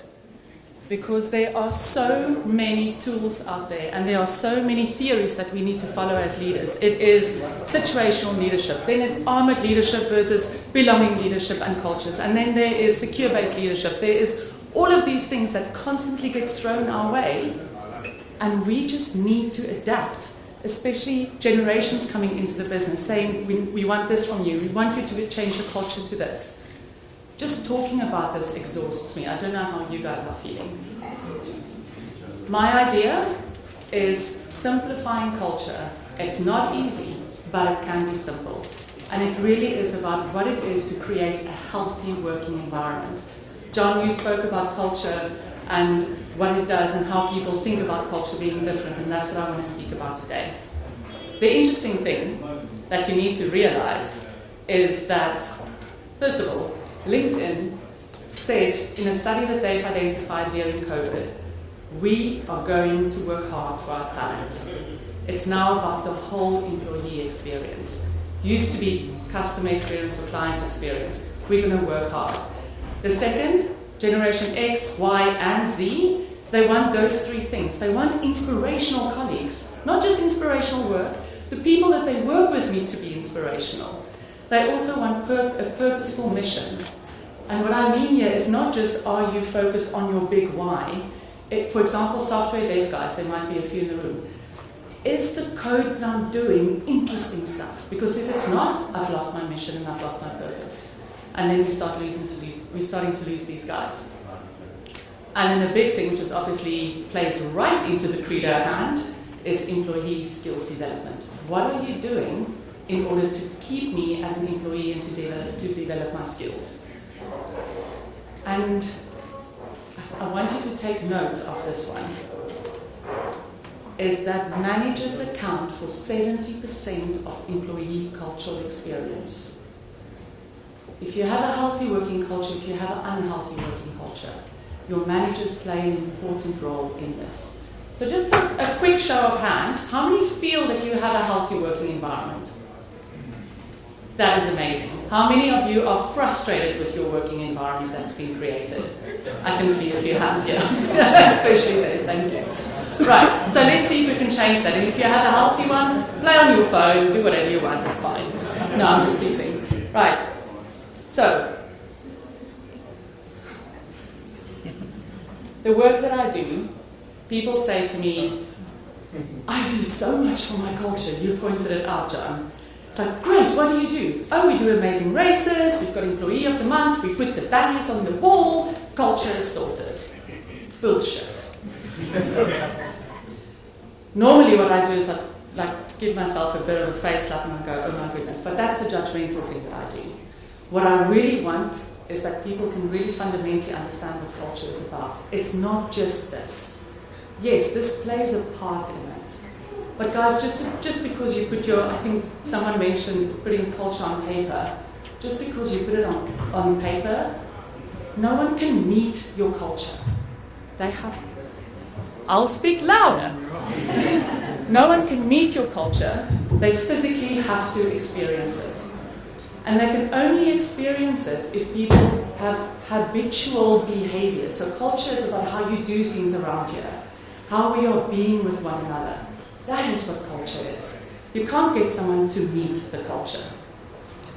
What I can do today is introduce you to my obsession, which is 5 Dysfunctions of a Team by Patrick Lencioni. I don't know how many of you know of his work.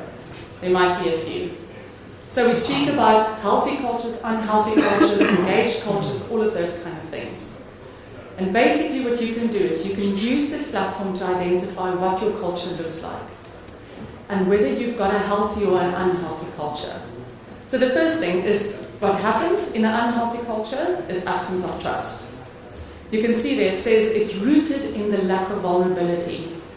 Can I actually trust my leader to say that I made a mistake? Can I trust my leader to say I don't know or I need support? Are you the type of leader that admits that you've made a mistake? Or are you the type of leader that says you can make mistakes, but what your face shows is how dare you? That has a very, very big influence. And if you don't have that trust, that fundamental trust, what happens is people have a fear of conflict. And again, the unhealthiness starts to generate. Fear of conflict means I'm not going to challenge you. I'm not going to ask you questions and kind of say to you, but hold on, you want to make this decision. There's something that you don't know. Me as an employee, I'm not going to raise that. In other words, I will not be able to give you the information as a leader that you need to know because I'm scared of how you are going to react. So it fundamentally is artificial harmony and no one wants to speak up. When there's fear of conflict, there's lack of commitment. I don't know how many of you have experienced this, but people saying, yeah, no, I'm on it, I'm on board. And then 2 weeks later, so how are you doing?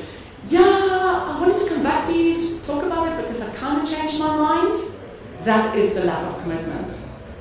Or it's people who will walk out of a meeting having said yes to everything, and then at the water cooler, what do? Oh, Lo's mad. That's never going to work. Guys, that is what is creating the unhealthy cultures in our businesses. From lack of commitment, my pet peeve, avoidance of accountability. What happens? There's one source of discipline, and that tends to be you, majority of the people in this room, I'm assuming. Because people are too scared to hold one another accountable. If I hold you accountable, are you going to take offense to it? Oh no, because I don't trust you that you are not going to take offense to it. But also, if I hold you accountable, then you're probably going to think that I want to be better than you. So I just keep quiet, and I'm going to depend on the leader in order to hold the accountability in space.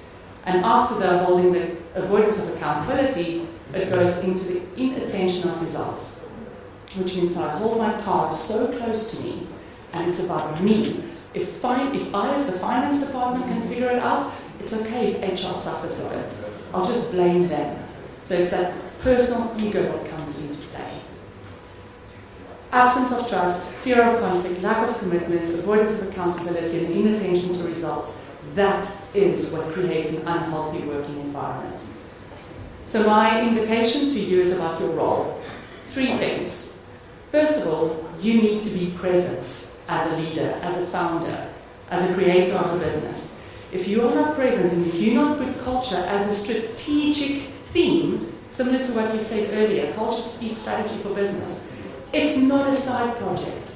If it's a side project, it becomes unhealthy. Because then you just put the biggest extrovert or the administrator on culture.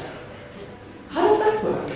So first of all, you need to be present. Secondly, you need to be aware of your own shortcomings. Are you the person that actually invites people to ask questions?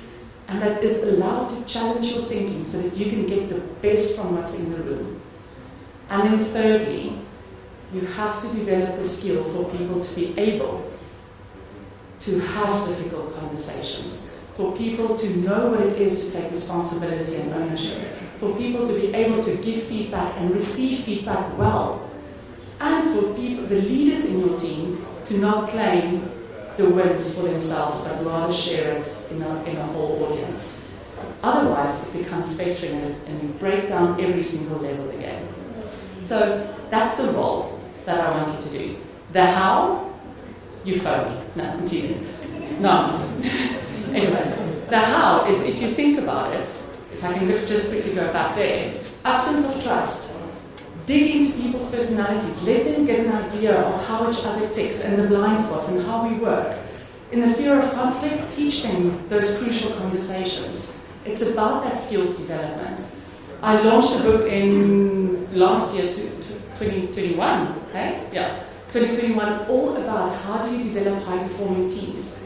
And it's about providing people these skills so that they can have a healthy culture. If you don't do those things, then I want you to listen to this and actually maybe take a picture of this if you can.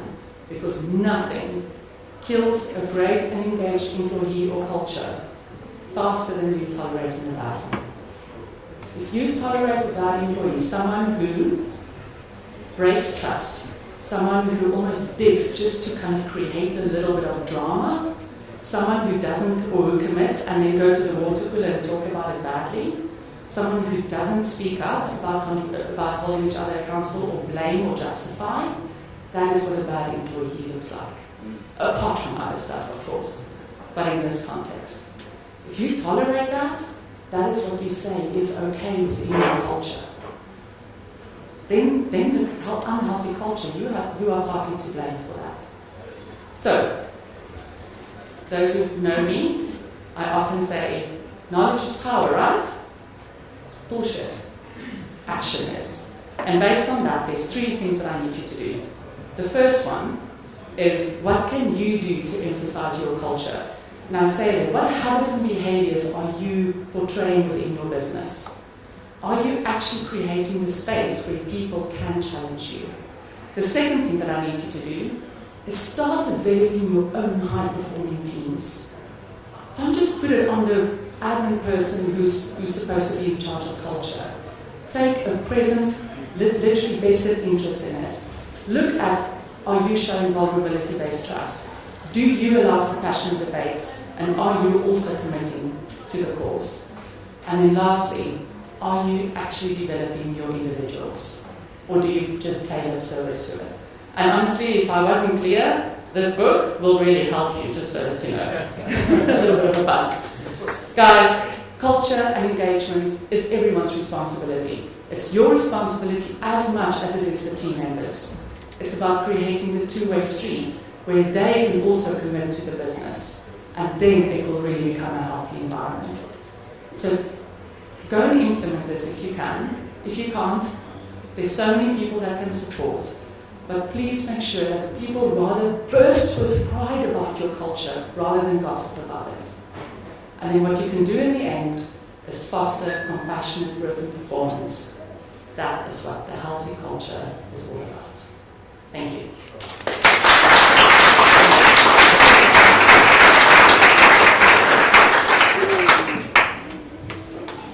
Anyone want those notes?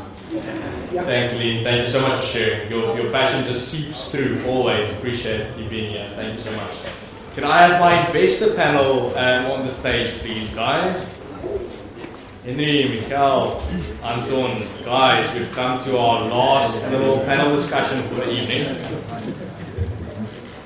Justice, if I did the intro. So gents, I'm going to start by just asking each of you to just do a very quick intro, who you are and who you represent, and if you like, why are you on this panel tonight? Great stuff. Nice to meet everyone. So I don't know if you know, but I've always been working with startups about 16 years across the whole world in Africa. The best one I like is Tinder. What I should say is Airbnb, and then in Africa, pretty cool ones like Photoweb, Paystack, Bank Insurance, Judo, Number 6 Crypto Exchange, Outstanding Marsh, pretty cryptic. Pineapple Insurance, I just love that team. It's like epic, like next level. So I'm here because I work with all the venture capital firms across Africa. I've worked and lived in 23 countries in Africa. I know what it's about to build scale businesses. I jumped out of my corporate suit in 2015, wanted to build an agri-tech fintech startup, and I found the damn journey so damn hard. I ended up in Cape Town to find angels, which eventually ended up with me going, oh, this is like, there's so much to learn, and there's so much I can share to founders. So AWS has programs, cool stuff, activate credit programs, via investors, machine learning stuff, all the tech stuff. I love the more term sheet focused stuff, the ones that scale you. And that's why I'm here today, and I want to say, no, thank you so much. This is epic. Thanks, Henry. Thanks for being here. Mikhail, go for it. I love that we're wrapping up. You know, it's always funny to have Henry around because he certainly tunes up the energy.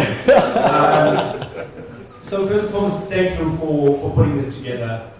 It's amazing. It's what Cape Town needs. It's those conversations of like-minded people, founders and investors, and scale-ups, other support organizations. So really, really cool. Happy to be here. My name is Michael Weiss. I'm originally from Germany, but decided to become a South African and African at heart. And I moved to Cape Town in 2018. Back then, still an entrepreneur, now an entrepreneur to an angel investor. And we really focus on driving European capital, German capital into early stage ventures in the South African and Sub-Saharan landscape, because I believe there's so much potential in this highly, and I'm looking forward to discussing it on this panel as well, in this overlooked and underappreciated early stage ecosystem, and this is what we're here trying to solve and bridge a gap and drive funding into that market. Awesome. Thanks, guys, and thanks for inviting me as well. Anton here from CrossFit. I suppose when you ask why you're here, and we've heard a lot about culture and values and all those things earlier in the evening, one of the things that was drummed into me a few years ago was figuring out what your purpose was, and making sure that you understood, or every founder understood what their purpose was, what problem they were trying to solve, and whether they had the right attitude to get through thick and thin to achieve what they needed with whoever decided to back them. And my purpose that sort of came to be after lots of reflection was actually mentoring founders. I really enjoyed watching guys grow from, when you meet guys with a young, lots of energy, an idea, and we've met a few with purely an idea, you've backed them over 10 years, and then they've exited and they've done really well. Then you come back and you co-invest with them, with the money they've earned in opportunities that sort their passion out, and you continue the journey. I really enjoyed it. How did I get here? I suppose it's a long journey, and it's taken a long time, way north of 25 years since. I actually did my thesis on electronic point of sale at UCT, and then went traveling the world because I didn't know what to do. So I traveled the world for 3 years, just working around. And eventually I got this call from actually my father, who had a computer shop. And he said, remember your thesis? Well, I've written a program to control the stock in my shop. I think there's a business here. So I packed up and came back home, and we started a point of sale business. We competed with Garb and Aldi Sales and all those guys in the early 90s. We grew to the largest independent point of sale business in Cape Town and exited at the end of 1999, which was just in time. And then joined MO Business, just was approached to build the e-commerce business for them in the early 2000s. We built SafeShop. It was the first e-commerce gateway. We onboarded Pick and Pay Online and Ned Florist and all those guys. I formed the South African Forum for e-commerce and shared it to make everyone understand e-commerce was safe. But the market was so small that we got that going way ahead of our time for about 7 years. It's now PayU today, but I left in 2007 where we flatlined. You could only shop online with a credit card. But we built Emwood Shopping, Emwood Auctions. We actually did TV shopping on DSTV. And we had a really good journey, and we took that payments experience, and I joined the UCS Group, which was listed on JSE, and actually helped retailers with their e-commerce and their point-of-sale payment businesses, and we basically invested in businesses that supported retailers. And that journey's evolved. My partner and I, from those days, Dean, we sold half or 2/3 of the UCS business-to-business connection in 2011, and then basically renamed the business Capital Investments, invested off balance sheet with some of the businesses that we started backing in those days, which were just ideas. We met really cool guys, Ben and Barsi from Y Group, pure idea. We started backing them with a little bit of cash and an idea that actually didn't work out. It was SnapScan on a feature phone, so the days before smartphones. It was called Y Wallet. Didn't work out, but we helped them pivot it into Y Group. Back the guys from Ikorka, they came to us with an idea. They wanted to build the Square of Africa, but it needed a device that could plug into a phone that you could put your pin in on, and there was nothing in the world at the time. They thought they could build it. They did. We backed them. And a couple of those through those journeys, and over time, Capital, we spun out the fintech assets, which were the ones that always impressed me in our portfolio, into a new fintech-focused investment fund called Crossfund. And been doing that ever since. That was in 2017. So we've got a really cool portfolio, some really early stage businesses, some very nice mature businesses. We're just in the process of accessing retail capital to Town Bank, you might have seen that. And they're another great entrepreneur in Carl Westwood. So that's, I suppose, okay. Guys, and thanks to Henry, because he comes to all of our conferences and shares his love. Do we have a Lifetime Achievement Award we can also bring for Anton, please, guys? That's nuts. Wow. Henry. Just for a second, so AWS has been quite bullish on the African startup ecosystem. And so I know you guys don't obviously invest directly, but there's been rumors of a fund of funds. There's a lot of backing for startups and for early stage guys. Why? Hang on, so let me just refix that statement. So we actually have a fund. It's called the Alexa Fund. It's got a $50 million fund. We've got a $2 billion fund. It's called the Climate Change Pledge Fund. As well. And then we've got a fund of fund, which is for underrepresented founders, because we believe that if we increase diversity in Africa, we will double up the output of startups in Africa, create jobs and scale. Right? So just to take it a step backward. But so what we do is we work with venture capital firms, accelerators and incubators across Africa, because when a founder and a founding team realize they need help, and you mentioned that, right? Mentorship. You've got to go to a place where they can help you. And that's your first step.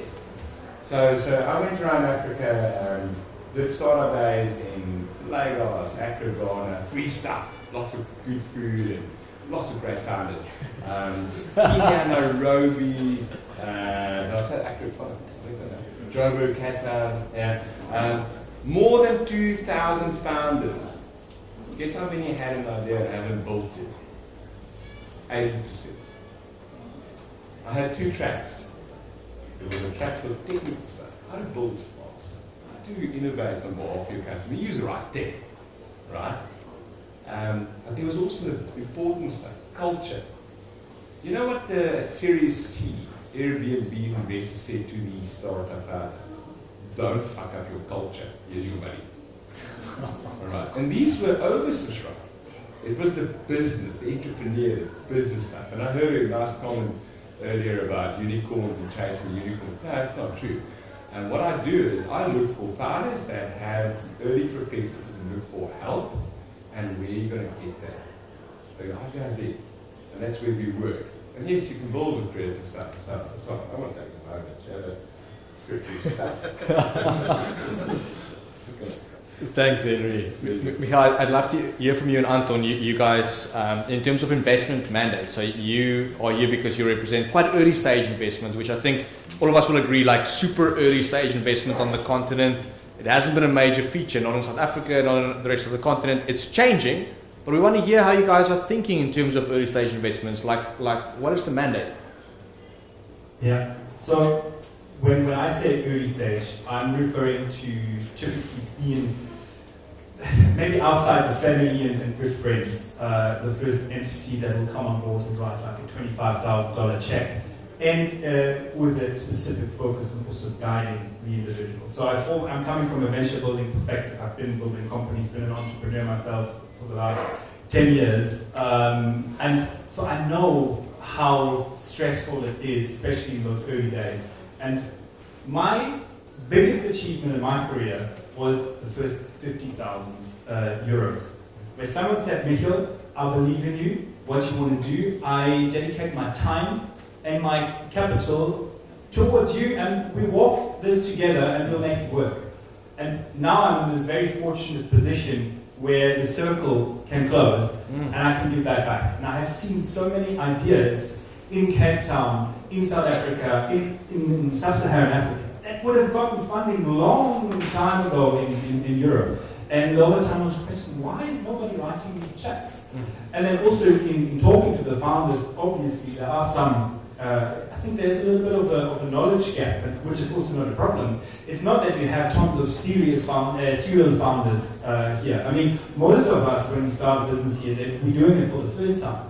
And not like, you know, when you're in Berlin and you're like, okay, no, it's my fourth venture and I sold the other three. And so there is certain hygiene factors that there's a super strong case. But when you have a look at the pitch deck and you go like, oh my gosh.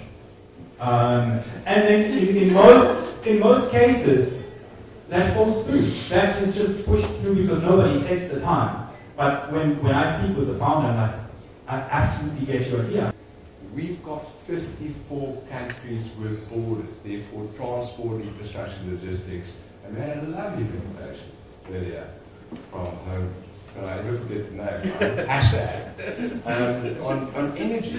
But still, 60% pretty much, and it's going down. But there's something at the bottom, and that's called deep tech, 4%. This is South Africa's strong point. In this area, there's 4 universities with the skills to go into deep tech. Deep tech is essentially looking at building satellite, IPR, healthcare, etc., etc. Even the next generation of Web3 adoption within. You're not conveying it appropriately, but we can do that together. And I'll bet on you. And we walk this together. We can iron out the things. So yeah, writing $25,000 to $150,000 checks, which we syndicate with our investor network from overseas, and also taking active role in supporting these startups. That's over here. Amazing, man. Well done. Well done. Bring those euros and dollars in. We need it in this ecosystem. Thanks, Dave. So our true mandate for the main business, which is the Crossman portfolio, is to back founders and entrepreneurs with growth capital in fintech-focused businesses. So these are businesses that have proven their concept, they've got revenue, they generally are post-profit. Even if they're going to go back into negative EBITDA to invest behind growth, they've proven that they can actually make a profit, they know who their customer is, they know what their product is, and they've got the right attitude, and we definitely back what they're doing. And it's very complementary to our portfolio. So we've got, if I look at our portfolio, it's actually 42 businesses, but we look at it as 6 different entities because we try and consolidate and get guys to work really well together and build proper businesses through that consolidation and collaboration. And then we prepared to put proper cash behind the growth strategy and back entrepreneurs. It could be a new product, it could be a new market, it could just be how to scale. We spent a lot of time with the corporate just scaling the business once they understood the metrics with AdWords and things that could really get them the growth they needed. But because of our history and most of our success has actually come from backing startups from a pure idea. We've always kept 5% of the portfolio for ventures. And we do that through Crossman Ventures. And then we back 45 startups a year. And we really get down and dirty and roll up our sleeves with the entrepreneurs. And that is, I'm happy to say, where we found our CFO, and we've got some support there, which is really useful because startups really need as much help as they can get, and we don't always have as much time as we used to have. But we have actually just changed the ventures mandate, because the ventures mandate was, let's put 1 to 3 million rand behind a really cool idea and get these guys into some kind of revenue and figure out how to sell the products. But actually that's how Y Group and eCorca started. And the success was once they had understood and they'd done a few pivots, they understood what really was going to make the business tick, they needed growth capital. And in those 2 environments in our previous platform, we were able to follow. So we've just increased the ventures mandate to follow the businesses that we back that start proving themselves. And we've just doubled down on Trony and Troy Gold, which we're looking forward to. Amazing. Anton, I want to ask you one more question, just in terms of you've like lightly mentioned 1 or 2 exits. Like I think we can't finish an investors panel if we don't talk about successful exits in the local landscape, because that's what ultimately drives the early stage growth again. It's the big wins. Are you able to elaborate a little bit on 1 or more of those big exits after all the years? I'll talk at a high level. I'll touch on 3, but let's start with the failures. Great. So I've got a very, very expensive coffee machine in my office. That's all that's left from one of the businesses that we've done. But fortunately, there hasn't been many of those. I would say, look, we've had a couple of really good successes. One, if I think of the Garth business, we were actually invested in it first in the UCS days.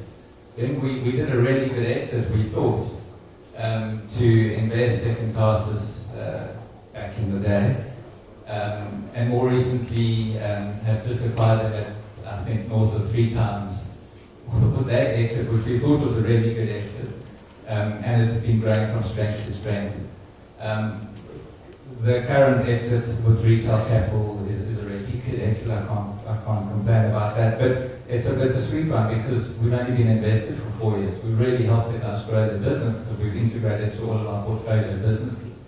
And on the back of that, they've got proper growth. But we really like the team. We've got to know them very well. But the founders wanted to do the deal. There's a really good opportunity for them at Time Bank, and we back the founders. And if they want the deal, then we have to support them. Sold to Time Bank. Cheaper. Third one. So Y Group, which we sold to Solvay, which owned a business called Yo-Yo. Yo-Yo, out of the UK, bought Y Group. Y Group then basically merged with Yo-Yo, and Bevan, who was the CEO of Y Group, took over the whole business and ran the whole thing from Europe, and is now back in Cape Town. Smart running it. And I can tell you, I mean, those two founders, they had a really good exit, but most of the cash they rolled back in to Solpan within a year. They're 10x that value on paper. It's on paper, but it's a good story. And then the guys at the Cork are flying at the moment. So yeah, but we're not exiting. In the super early days, my wife and her business partner got a Corka machine, and it would not work for the life of them. So I'm glad to hear it's such a great success right now. Well done on the journey. Let's not talk about the first 7 years. That's one doesn't. The last 3 years have been really, I mean, I'll say that. The sweet spot in all of those, retail capital, Y Group, and Ecorca was the 10th year. Yeah. Overnight. Yeah, overnight, right, 10 years, 25 years, yeah. Just, we're way over time. We're holding everyone back from mingling and having drinks. So I'm like, just one last question. I want to ask this investor panel, while we have all your brains on these high seats up here, just what are investors in this ecosystem looking for? Like, what are attributes, key things, key industries, like key traits of the founders? Like, what will your 10 cents be if I asked you, what are investors looking for in this ecosystem? Should we go together? I hope you don't take an offense, but I'm spinning your question slightly. Go for it. Answering from, because we're talking about the investment landscape. Let's talk about the South African investment landscape, especially as we all say, we need more capital here, be it in the earlier stages or later stages, to really drive our venture activities. And one aspect that I want to mention here is that we see, especially from an international perspective, is trust. We need, as an ecosystem, so that's so brilliant that OCBO is engaging in activities and conferences like this. As an ecosystem, there's much more collaboration needed in order to form a super strong narrative that can resonate with overseas investors who are still very shy, because they don't, the African narrative, the South African narrative overseas is not what we see here and what we see on the day-to-day all around us. They think, what, they have internet?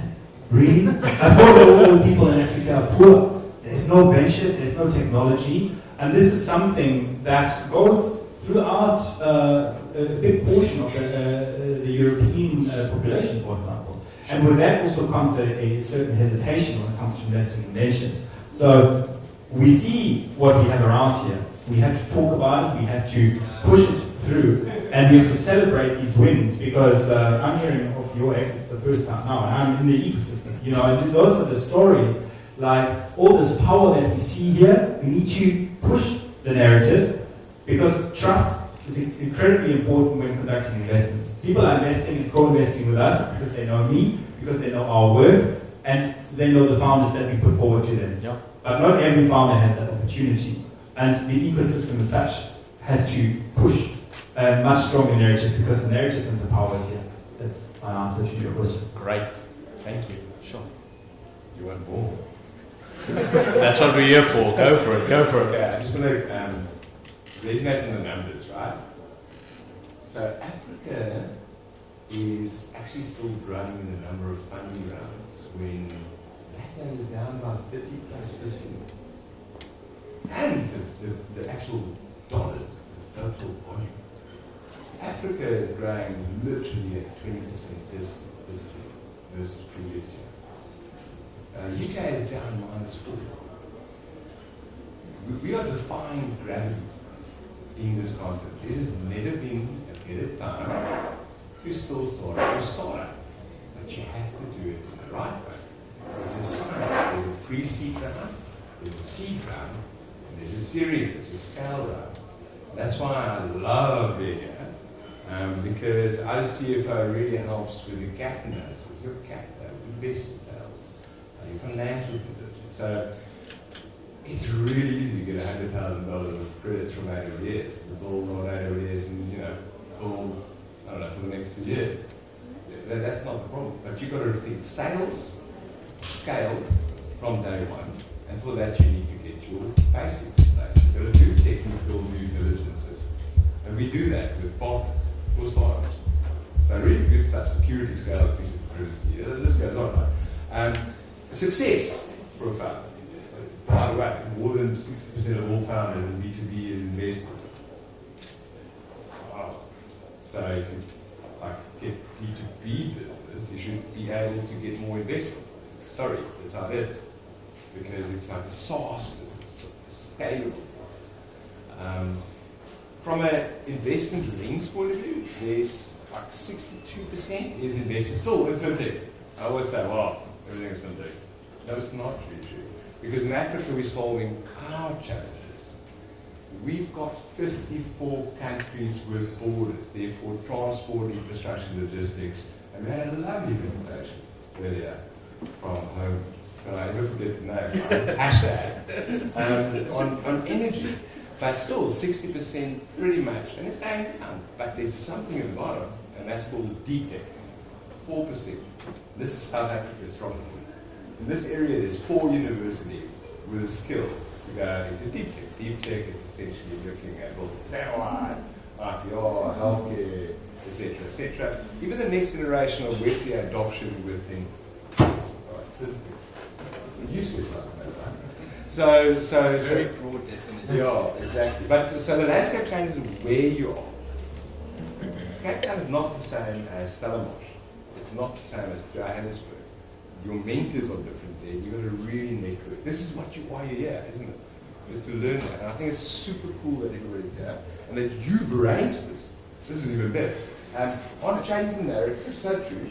I've done 70 videos for startups for free.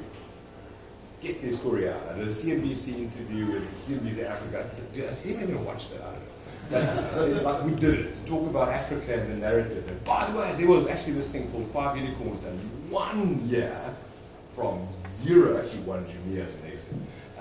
In one city, Lagos, it's going to happen. We are the growing continent of startup adventures and venture building. And it's getting ready for that investment round that really matters. And do it in the right way. It's a science. So yeah, that was just Sure. Thanks, Henry. Ooh. Yeah, so what do we look at? So there's 2 ways of answering this. One, if it's an angel seed with a startup, and the other is the larger, more.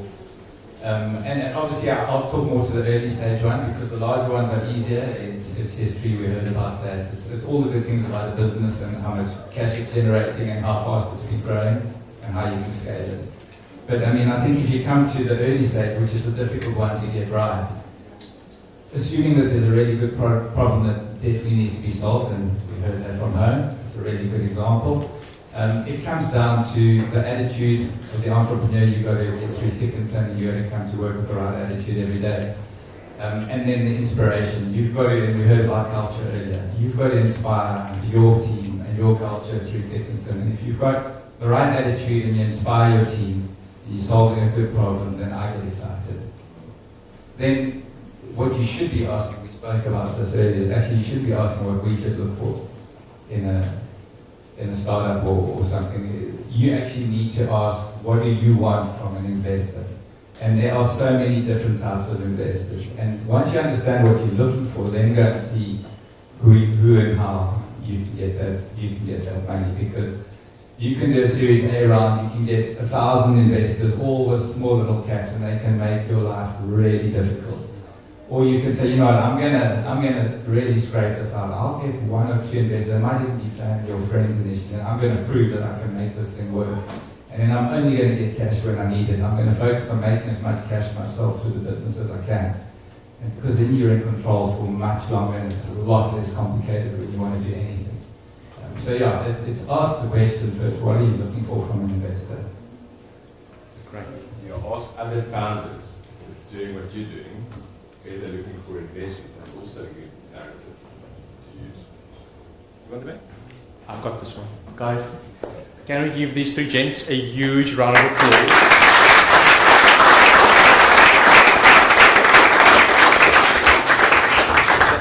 Thank you guys. Thank you so much for being here. Really appreciate it. And thank you to you guys. I've never seen an audience sit like this through so much content. I'm so proud. Well done, guys. That's amazing.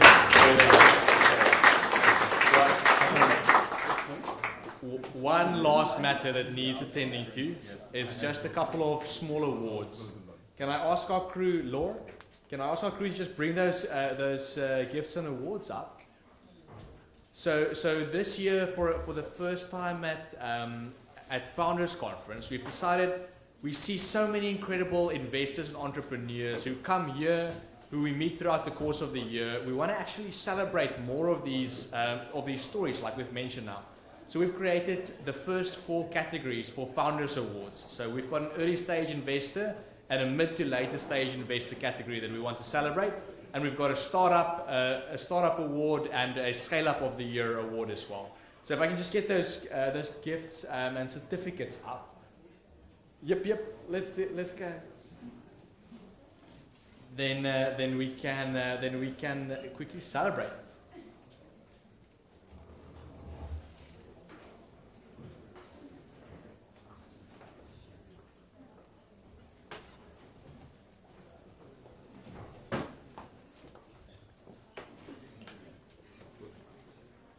Will you guys stay for the photo too?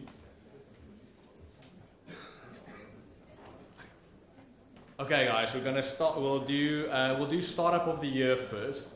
So obviously our startups are hustling, so not everyone can be here, but we've got a representative or 2 for each category at least that will be here with us tonight, and the rest of them will receive their awards in due course. But our 3 finalists for startup of the year from all the applications. Moby was the first one. Moby is an incredible company that takes, basically when you watch a Springbok game, you're watching it on any device, you're watching it on their technology. They take video and create, take video data, compress it significantly and pushes it to all the different streaming channels. They're a super cool startup. They're like 40 people already. They're like a year and a half, I think, into business. There isn't someone from Moby here tonight, I don't think, but if there is, just give like a loud shout and come. Henry, otherwise you can get Moby's award, I think.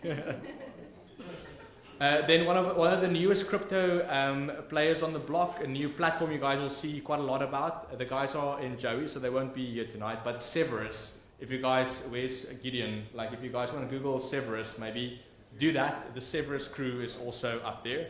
And then our 3rd finalist is Home Energy. Is Tim still here? Can I get you on stage, sir? Where's Home Energy? Startup. Let's get the man on stage. Yes. Okay. Is this Tim's one? Yeah. Okay. Cool, guys, and. So we're going to give you 20 minutes for a speech. How's that, guys? Not too bad. I'm done. So I would do a drum roll if we had all 3 finalists here, but for the category of startup of the year, I think it would be pretty obvious from the talk you guys watched earlier that Home Energy absolutely deserves that, being where they are at 40 people, 500 million rand committed to their cause and climbing rapidly at under 2 years in business. Like this man and his company probably deserves this award. Can we give him a clap?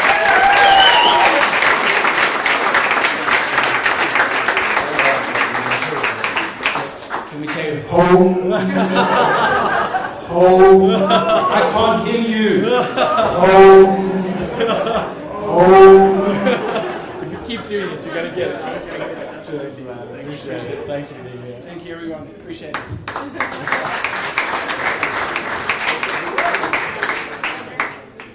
Alright guys, now we're getting into the bigger leagues here, scale up of the year. So we're looking at kind of like 5 to 15 odd years in business, scaling rapidly, growing for the hills.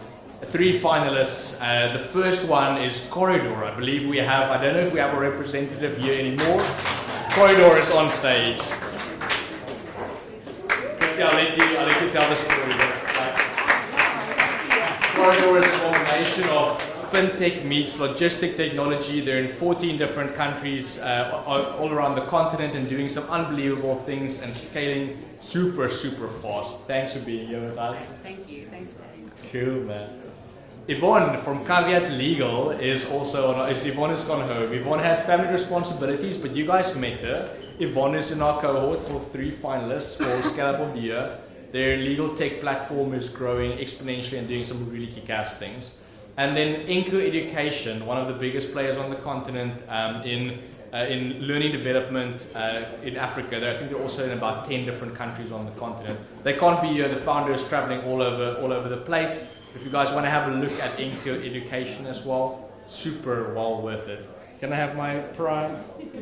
And luckily, we are again represented for our category. Christy, guys, can we give Corridor a huge applause? There are scale levels in here.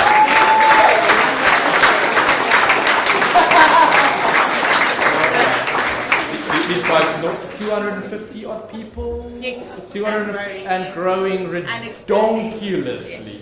Unbelievably. We can't disclose numbers, but dang, well done. I'm sure we're one of your biggest clients. You guys are kicking ass. Congratulations, Thank well you done. so much. Thank you. Well done. Okay, cool. We're getting into our investors. There was a lot of interest around the investor categories. We were really stoked. The founders are like building their companies and the investors are like awards. So early stage investors of the year, 3 finalists. We'll see who we still have here. CV Venture Capital. Gideon, on stage, please.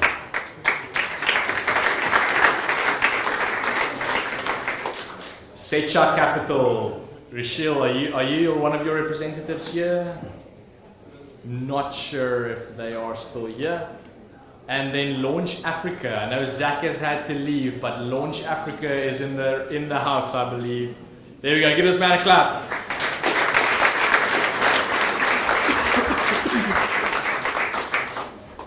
Great. Congratulations, man. So just for context, like why we love these 3 early investors. So Secha, who isn't here anymore, the guys have 5x'd their funds under management for early stage investments in the last year, which we feel that is unbelievable.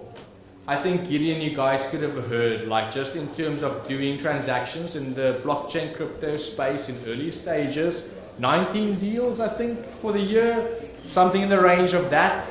Unbelievable transaction volume in such a like early market, freaking astronomical. And then just the Launch Africa guys, shit son, 70 deals for this year plus alone for 2022. And let me just get my number, 126 deals since 2020.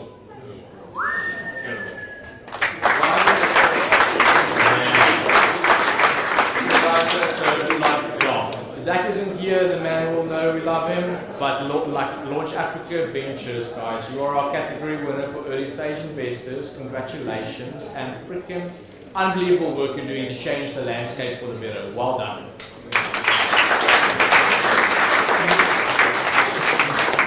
Would you like a chance to say something? Yes, there you go. Hi everyone, my name is Mohammed Karar and I'm a venture partner at Launch Africa. Thank you so much for this award. It's really nice being here. I'm from Sudan originally and I speak Arabic as a first language, so I'm usually in North African markets, but I've been here for the last couple of months and it's been quite amazing being here. And yeah, thank you so much for having me. Congrats, man.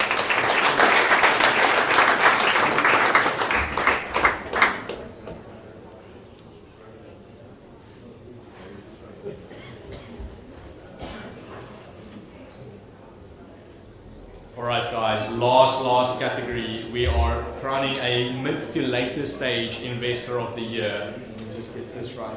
There we go.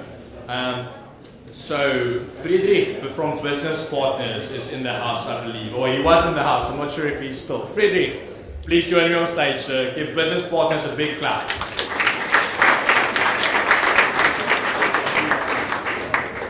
Right, I'm sure most guys who look at the venture capital ecosystem in South Africa would have seen a venture capital fund called Hawaii. Ian, I know you were here at the brainstorm. Ian from Hawaii, you guys are, there we go, give him a clap. Yes, please. And then no stranger to our stage tonight is Anton. Anton, will you please join us for CrossFit Holdings?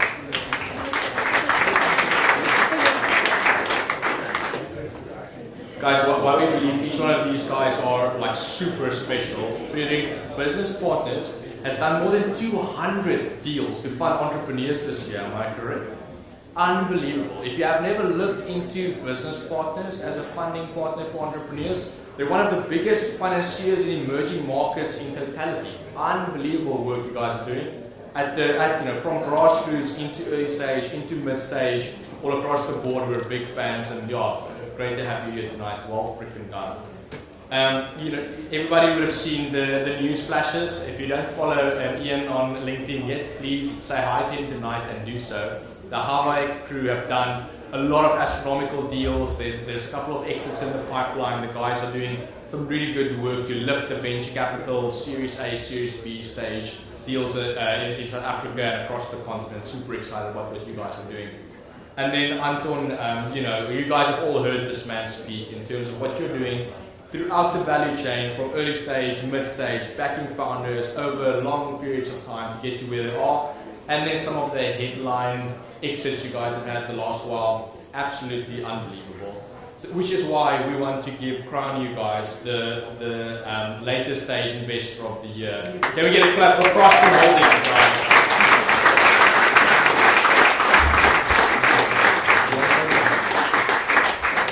I just want to thank Business Partners. I think the third business we started, when we got back from traveling, we started a backpackers lodge. I think it was the third backpackers lodge in Cape Town. Then obviously the point of sale business I spoke about, but then my wife and I started a wellness center in Joburg, in 2004 when Business Partners backed it. So thanks for that.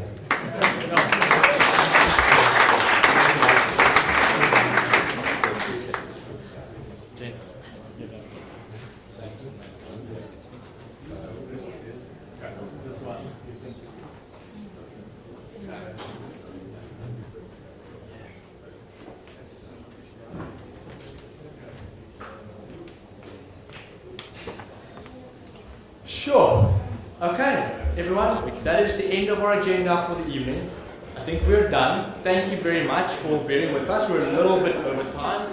We're going to quickly can I get all my speakers just on stage, everyone who's still here, who spoke, panels, everyone. We've got some gifts to our speakers. And then the rest of you guys, I'd love if you do one more clap for everyone who spoke tonight. And everyone